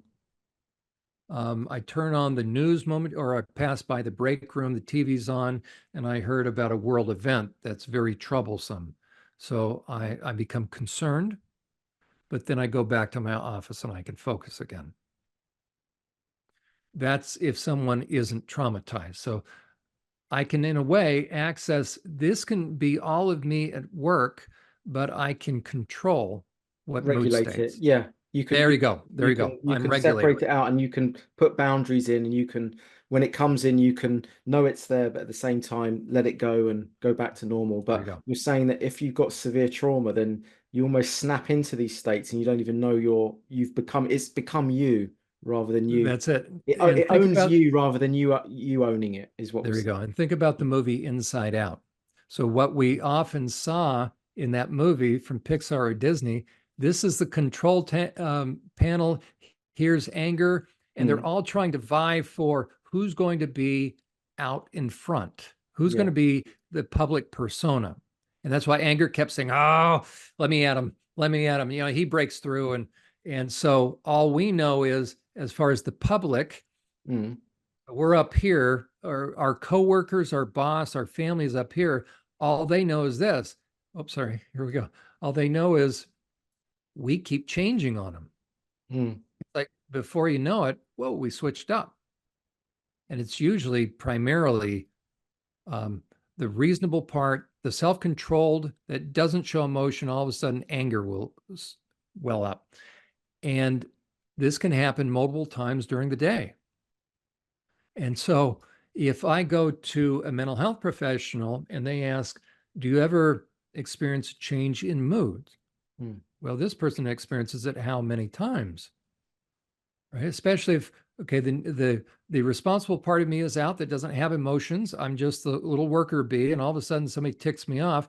Anger pulls me down. I say something, and now I see the look on the boss's face, and now I'm petrified of losing my job. And then part of me knows I'm not getting any work done, and so that I pull that part. Oh, sorry, I get rid of. I The push green that was the part back. comedian, remember? I'm sorry. Say it again. The green was the Joker, the comedian. Okay, okay. I just added another. Maybe we'll call Yeah, that yeah, fear. That's right. Here I was calling yeah, it. I should add another one. So I should have labeled these, but it's sort of evolving even as we're talking about it. yeah. So to the outside looker, meaning the person that we're interacting with, our family member, coworker, whoever, they're seeing this top layer of us. But when emotions get stirred, I get tucked away, and that's the dissociation. So for however long that happens, I'm going to have a gap of time. But that part of me has the memory. That part of me darn well knows how the Mm. conversation went. So let's say it was a half hour for whatever reason. So I stay angry for a half hour. And all of a sudden I snap out. It looks like I snap out of it. So if a mental health provider asks somebody, do you have a change in mood? Do you ever notice that your moods change? Unfortunately, if a mental health provider doesn't believe in this phenomenon, they will label that as bipolar, or it used to be manic depression. It's not, because true bipolar is cyclical, like a woman's cycle. It doesn't mean that you change up during the day. So unless there's that follow-up question, so to any viewer right now, the real question should be, do you find that you're switching moods throughout the day? And they may not know it, or maybe they're afraid to even acknowledge it. So you can ask a follow-up question, which is, do you ever notice on the looks of faces of those that are around you, kind of a look of, whoa, where did that come from? And by the time you know it, because can you imagine they're talking to this part of you, and all of a sudden this part comes out, gives them a piece of his mind, and then this part comes back out. So the blue, the worker bee, the conscientious part, now is facing the audience that just got reamed out by the red part. And so that's where, by the way, borderline personality disorder. Frank Anderson of IFS has indicated that he's never seen a case of borderline personality disorder that really this isn't going on. And I would concur. So the mindfulness then is trying to help someone be aware of these states. But these states usually come from the other states. But what we're saying is there's nothing wrong with the different emotions, kicking in at various times. But the kind of delineation here is that the healthy mind has conscious awareness of the switch in emotions at all times, whereas the DIDs, they have no recollection when they're moving into the different emotions. That's the difference, right? It's all about the conscious awareness. There you go. And you said something very normal. You said a healthy mind. What I would say is the non-traumatized brain. Okay, yeah. And so the goal, what I share with my clients is this: the goal is to help all of them be on the same page. Kind of like a boardroom, like an executive boardroom. You got a board, you got the big table, and everybody's sitting at the table. This is the person that's come for therapy. So right now, consciously, he or she, so let's call her Jane. Jane comes for therapy. Jane just knows that life is becoming unmanageable. Jane knows that she hears voices, but she doesn't want to acknowledge it for fear of being crazy. So she's not going to talk about this degree of separateness unless the therapist brings it up. What's happened is this: right now, there's no coordination. It's like an orchestra, but everybody doing their own thing. It's a boardroom, but not everybody's on the same page. It's like American football. They don't have a huddle because right now, Jane isn't willing to acknowledge anything that's going on under the surface.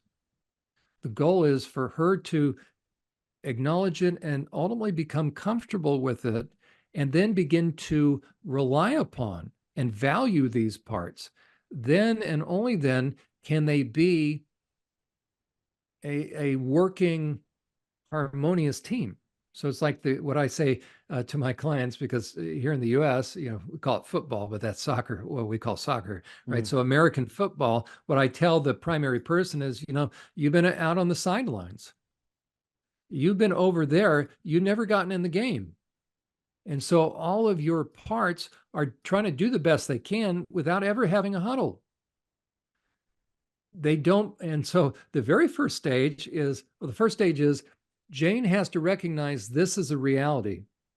Then she's going to have to begin to get to know each part, because these parts know Jane better than Jane knows these parts. So Jane's going to have to begin an up-down conversation ultimately with each part. Then the next phase will also be she is going to have to help mediate between the parts on the inside, because they don't really get along very well. Because anger thinks the rest of them are all putts. And when the going gets tough, anger has to do the hard work. But anger never gets a break and never gets to experience any of these states. So it's a very interesting phenomenon. That's before the reality that ultimately Jane also is going to have to understand that below this level, there's all these other levels. Mm. If it were just this, that would be fine. But this does not exist but for all these. So there will come a point in time, and this is why Sybil, I'm convinced, said, you know what, we've made all this up. Why? Because Sybil got to a point where she was starting, I have no doubt, she started to see glimpses of all this way down deep inside. That's a whole different ballgame. And now I'll increase the size of it. So that just shows you kind of the first stage of therapy, that the conscious person, the primary person, the person that's going to set the person, what I say is this, the person that does the majority of the daily tasks, who's really the workaholic, who's compulsive, Mm. dutiful. Okay, that's going to be what I call the primary person. And that's the toughest, because also there can be 2 or 3 of those. That may sound funny. Those are going to be the hardest ones to win over, but those are the necessary ones. One of the things that I do take issue a little bit with IFS, this is not to discourage anybody, but Frank Anderson said this in a session for therapists. Somebody asked him, do you have to establish a relationship with all these parts? And he said, no. Ultimately, you just need to establish a relationship with the primary core part. Well, I disagree with that. Mm. Because if you say that, you're telling each part that they really are secondary or they don't matter. And that's a horrible thing to say. So that doesn't mean I don't like IFS. I really, really do. But it's just, I think, important to know as a therapist. What Mm. I tell other therapists is your job will, little by little, you're going to be meeting each of these parts. And really, each of these levels will have multiple little circles. It's not just one big circle. Do you want to run through what the other levels are as well then? There you go. Let's go down to the very beginning. Yeah, what's the core? There you go. So we're going to take it from the beginning so that people can understand how we get to the present. Mm. Okay. Here's the core, and take the scenario that we laid out. This little girl is being sadistically raped by a stepfather. Well, let's say the stepfather also is connected to other pedophiles. They hang around together. Now it's not even that. It's worse than that. He's making money off of her. He's renting her out. But then that would be bad enough. But then some of them really get off on videotaping the greatest degree of trauma. So the greatest degree of trauma, these perps are going to dress up like Satanists. Within some of those, they are actual Satanists. So they know people.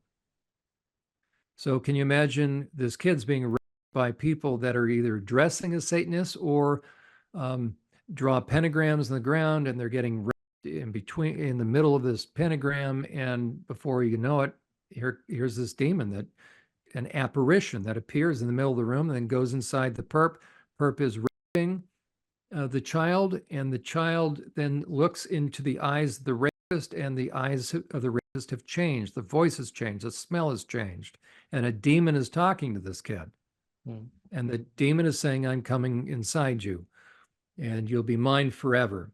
Okay. If it's MK Ultra, they're going to use drugs. They're going to use things that will spin. I mean, to totally disorient, which adds an additional layer of difficulty, because now it's hard to put 2 and 2 together if when I'm starting to reconnect or recollect a memory and it gets dizzy. I get dizzy when it starts to happen, or I start to fall asleep. Okay, so we have our core person here. The very first time it starts to happen, a ritualistic, meaning a very methodical pattern, we're going to say our very first altar. So we're going to call that. Now I'm going to, I'm sorry, let me enlarge this now. Here we go. So we have our core person. That's, we'll just say, I'm going to make up a name again. That's Jane. Jane's the little girl. Mm. She is not split into parts yet. So now stepdad starts to rape her, and Mm. mom doesn't know. Here's that very initial part that comes in, and I haven't, if I move this, right, but I'll just, for the sake of it, um, the protective part, and the reason I colored it red is for anger. Mm. So that part comes down to take the abuse, and right, the Yeah, flips. first Yeah. initial alter has pulled, what do I say, Janie? I forget the names I'm coming up with. But Janie has pulled Janie away. So this alter is taking the abuse. Again, it's red because the Mm. ultimate thing under all of this is anger. Yet that's the one thing the perpetrators are going to make sure that the victim, that the survivor can't experience. Only until you can experience your anger can you heal, because that helps put knapsacks or responsibility back where it belongs. Okay, so after the abuse, Janie comes back and the protective alter now is in the subconscious realm. Oh, sorry. Okay. Yeah. And they Okay. don't remember. Yeah. Okay. Now, perpetration continues day after day, but the perpetrator is going to start to up the ante, Mm. because that's what sadistic deviant men do. You're not going to rape a kid the same way twice if you're an evil person. You're going to start to add things. You're going to start to add more trauma, a greater degree of force. You're going to do something. Mm. This protective alter now, let's say that switch is taking place. The core person, Janie, is being protected, but Mm. this alter now is getting too worn out. So now another I just Yeah. labeled this for, right, backup support protector. Going to do the same thing, protecting Janie. We're going to move. So this one almost like tapping out. So now this one is taking the abuse. Tag team. So it's a completely There. different alter. Okay. Different alter, Yeah. but same reason. So this initial alter got too tired, got too Mm. overwhelmed, exhausted their resources. So it is the first of many such protective alters that have anger, But is it a subset of the anger alter? or really, I think separate, but in the same category. But is it Now, still that's a good anger question. related And though? Is it still but anger is the main driver of the emotion? Like, yeah, yeah. I tend to think that every alter comes from the core person. Mm. Now, and ultimately, though, each survivor is going to have to think this through, because where's the science to this, right? It's all uh, just theorizing. Why doesn't Janie create a replica of the anger alter exactly the same, but just another one? This will be an interesting response, because Jamie isn't aware that this is happening. Yeah. So I mean her Jamie, psyche, like her there you go. coping That's right. mechanism. So Why the does she core not person isn't aware that yeah. they're splitting off. Yeah. So there's sort of a spontaneous creation, really that segmenting of that full spectrum of emotions. Right. All of a sudden it's segmented. And so the But what moment I'm that saying is though, happens, why isn't there a spontaneous replica of that initial angry alter, um, which we know does the job perfectly, but it's just worn out. So why not just create an exact replica of it to step in? Why is there now a subset, which is a completely different alter with a slightly different flavor to it, coming in? John, I would say it is probably it's exactly as you described. It's a separate, distinct one, Yeah, but it came about because the first protective one, and here's the key, all of these are protective. yeah. The protective one got too worn out. Mm, So it's really, I think, just timing. mm. So sometimes what you will have on the inside, the internal system, is you will have groups or cluster, whatever term we want to use, of these, let's say the angry ones that will know each other. So they're familiar with each other oftentimes. Sometimes you'll have alters that inevitably you'll have some that don't, and I'll now describe that. But even among the ones that have the same ultimate job, and this is to Yeah, step in, they they may or may not know each other, but sometimes they do. So Oh, they the will, alters actually kind of are aware of each other as if they're forming some kind of club of friends, you know. yes, Right, okay. but also sometimes, and let me do this, there is a kind of a division between them. Let me see if I can do it. You're a dab hand with the old Excel, aren't you? Or whatever it is, Word. Yeah, the Word. Yeah, all my stuff is Word in a way. Okay, so what happens then is this group of alters. Now, again, you can have over years, you can imagine how many times this could be going on. And if it's so severe in one incident, Mm. it may be that it took three back to back, whether they were created at that moment or now currently exist. It took three. That's how bad the experience was. So this one starts taking it, this one wears out, this one steps in. So it really is kind of tap out.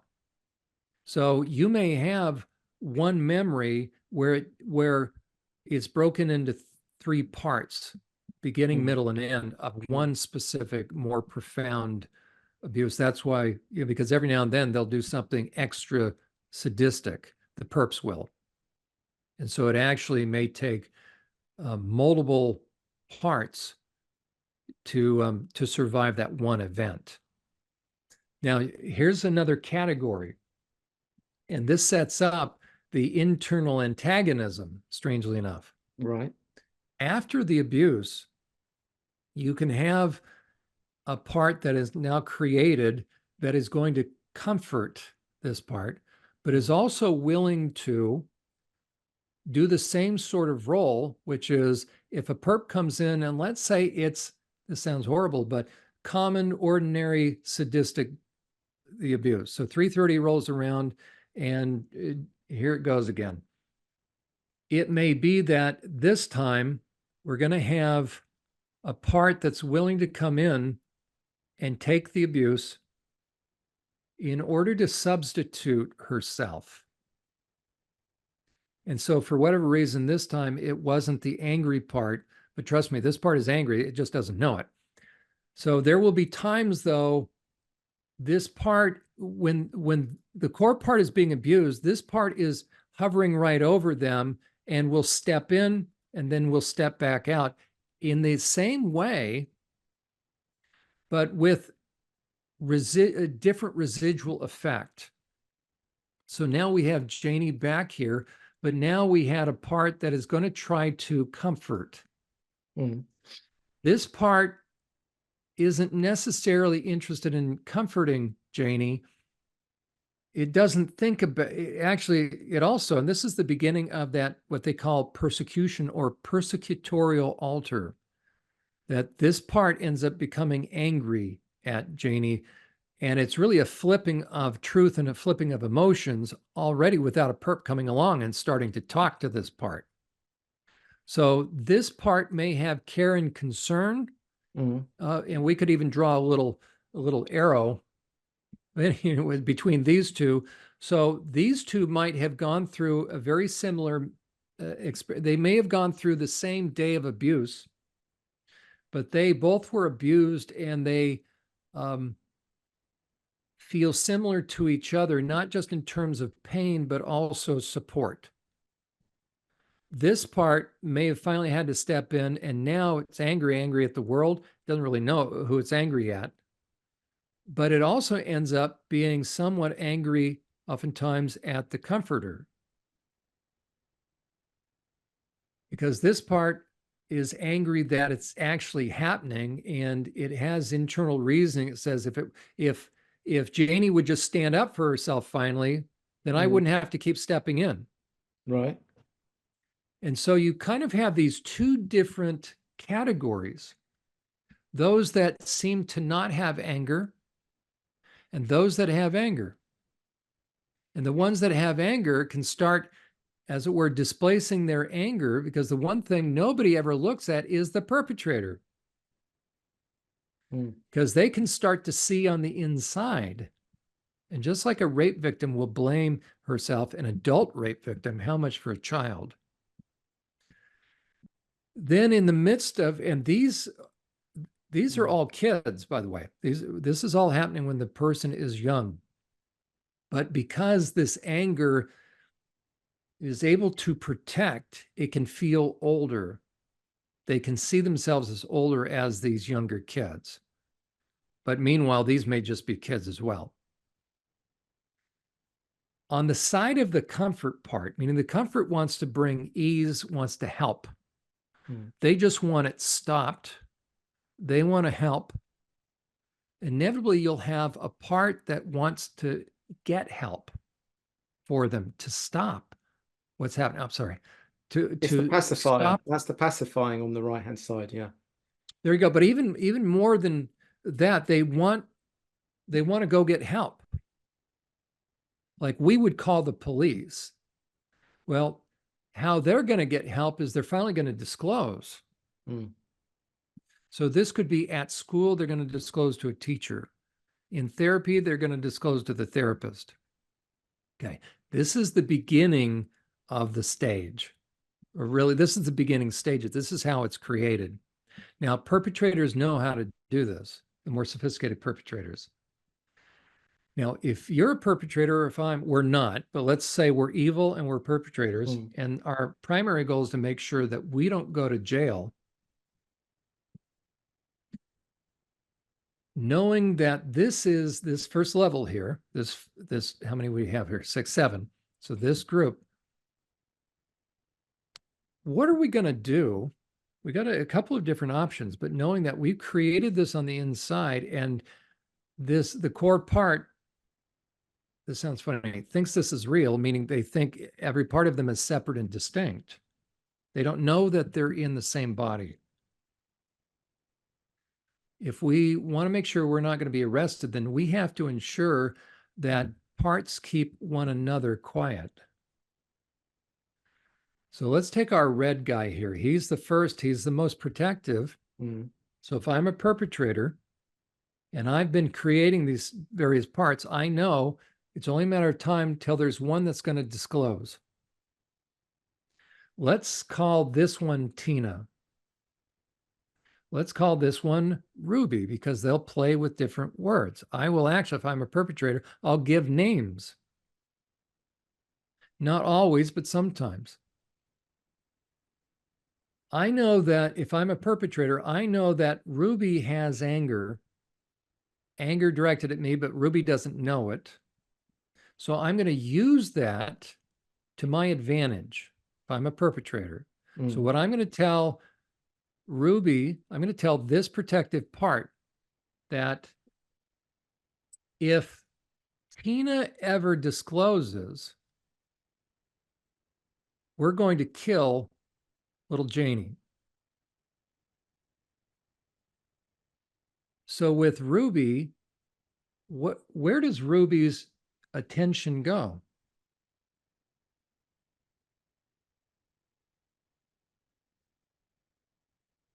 It's now going to ensure that Tina never talks. So along with other things, a primary role, we'll put Ruby back on the angry side here, but Ruby is going to be very vigilant for the Tinas to ever disclose. So if Tina comes up in session, so I'm going to scroll the page up. So I'm dealing with the core person that's come to therapy. I've gained the trust of various parts that they know I believe in this. This is going to be multiple circles as well. I'm sorry, multiple circles as well. At some point in time, the entire system is going to begin to get the sense that I'm trustworthy and I believe. That's going to have the power to draw Tina to the surface. So Tina is going to break through and Tina is going to start talking to me. But Tina wants the pain to stop. Tina wants me to know that there's been bad people that have been hurting. So Tina starts to disclose. I'm going to scroll down again. Well, the moment Tina starts to disclose, guess who goes into action? To basically, in adulthood, right? it There comes you in go. even in adulthood, right? Because it's like a reaction. Right. To basically start to override Tina and to punish Tina. Where's my, sorry. Mm. Okay. So we call that a persecutorial alter. So this part is now going to do stuff to Tina. For Mm. instance, this part may cut Tina. This part may burn Tina. This part may take a hammer and pound Tina's hand with that hammer. Because on the inside, these alters, these parts, don't know they're all in the same body. Because they can see each other.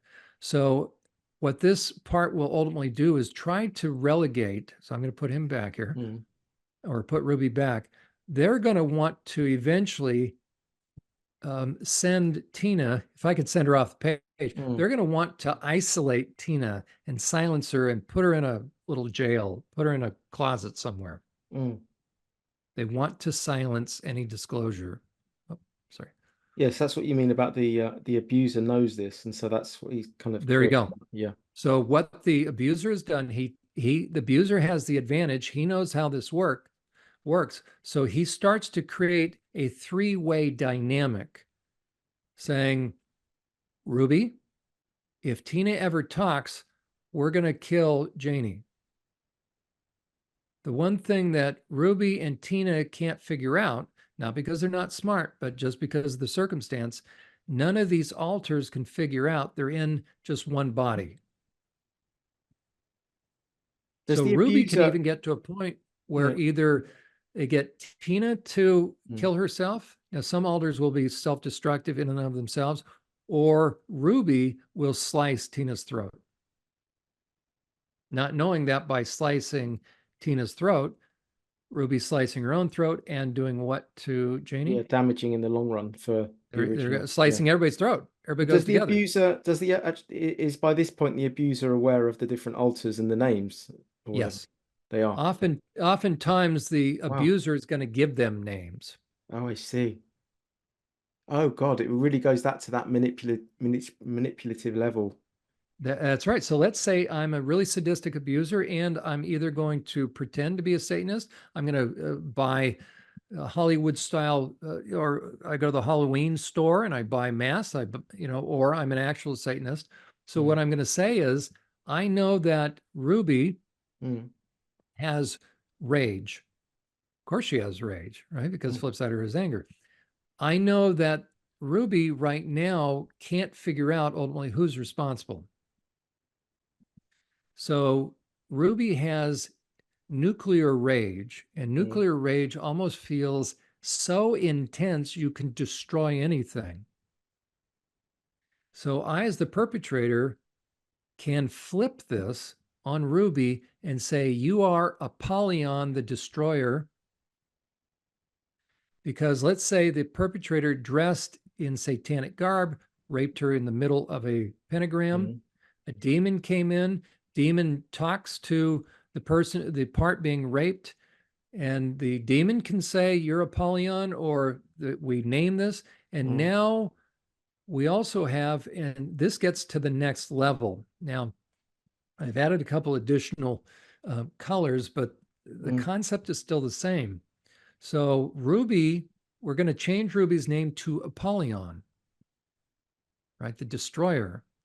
Well, Ruby now, as time has gone on, multiply this dynamic by 15. This has gone on day after week after month Mm. after year. So we have a lot of different parts down here with, quite frankly, a lot of the spectrum of the rainbow of feelings and emotions and colors. So we could line all these up in almost rainbow fashion. So there's where our emotions are for the whole Yeah. person and the By the way, memory. So you line all of them yeah. up and you have complete memory of the person's entire life. You'll end up having parts that Yeah. the underlying reality is the Stockholm syndrome. They've Yes. identified with the aggressor. Those are the ones that feel, at least at first, favorable towards the perpetrator. So this will be the ones, especially MK Ultra or satanic Mm, rituals abuse, these are the ones that feel special. They're the butcher. They're the ones that will do the perpetrating harm. Okay. So they want praise from the persecutor mm, or the one that's creating harm. You can see that Ruby now became Apollyon, and now as age, we may have created additional ones, but eventually you're going to have one that is chronologically the most mature. mm, And that's going to be the silencer. So we can have this one that's still silencing parts, but eventually you have one that's sort of in charge of keeping everybody quiet. You're then going to have one that blames itself. This will be the one that's very useful for the perp, because this will be the one that we can leverage to kill themselves. And then you will have inevitably a seductive part. They will create one where now sex has been tied with, um, you've really created pain pleasure principle, but also they can control. So they've stuffed their emotions, and it's a way to protect themselves. It's a way to control things, and they also will punish themselves. There's probably some other dynamics in there. So mm, oftentimes, somebody with multiple personality disorder, they will have a very self-blaming part, so the self-deprecation that they deserved it. You'll have a seductive part. This is the tricky part, because this one, um, every now and then, this part will break out and they'll go to the bar and they'll hook up with somebody. mm, They have sex with somebody, and the rest of these parts, we could probably add a couple of other parts, but that experience triggers these young ones because they hate being touched physically. So mm, this one is typically into BDSM, and that's how horrible the suggestion is for anyone to suggest that a survivor engage in BDSM because it can be reparative. A therapist that would say that is either a fellow perpetrator or is just dangerously ignorant. mm, Okay.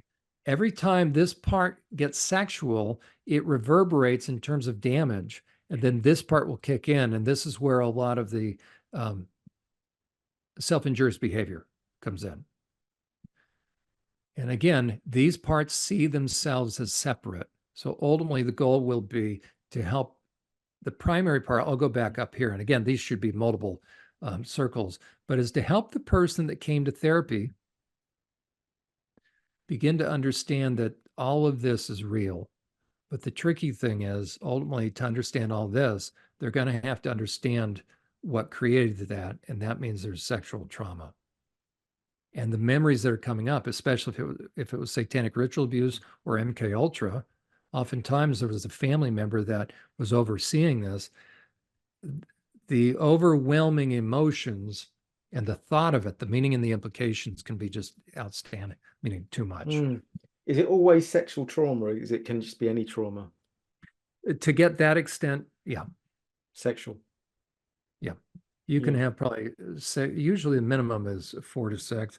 I could see how fear of violence could cause a young person to Mm, have a few of them, but to have many, many parts, it's going to be inevitably, it's going to be sexual trauma.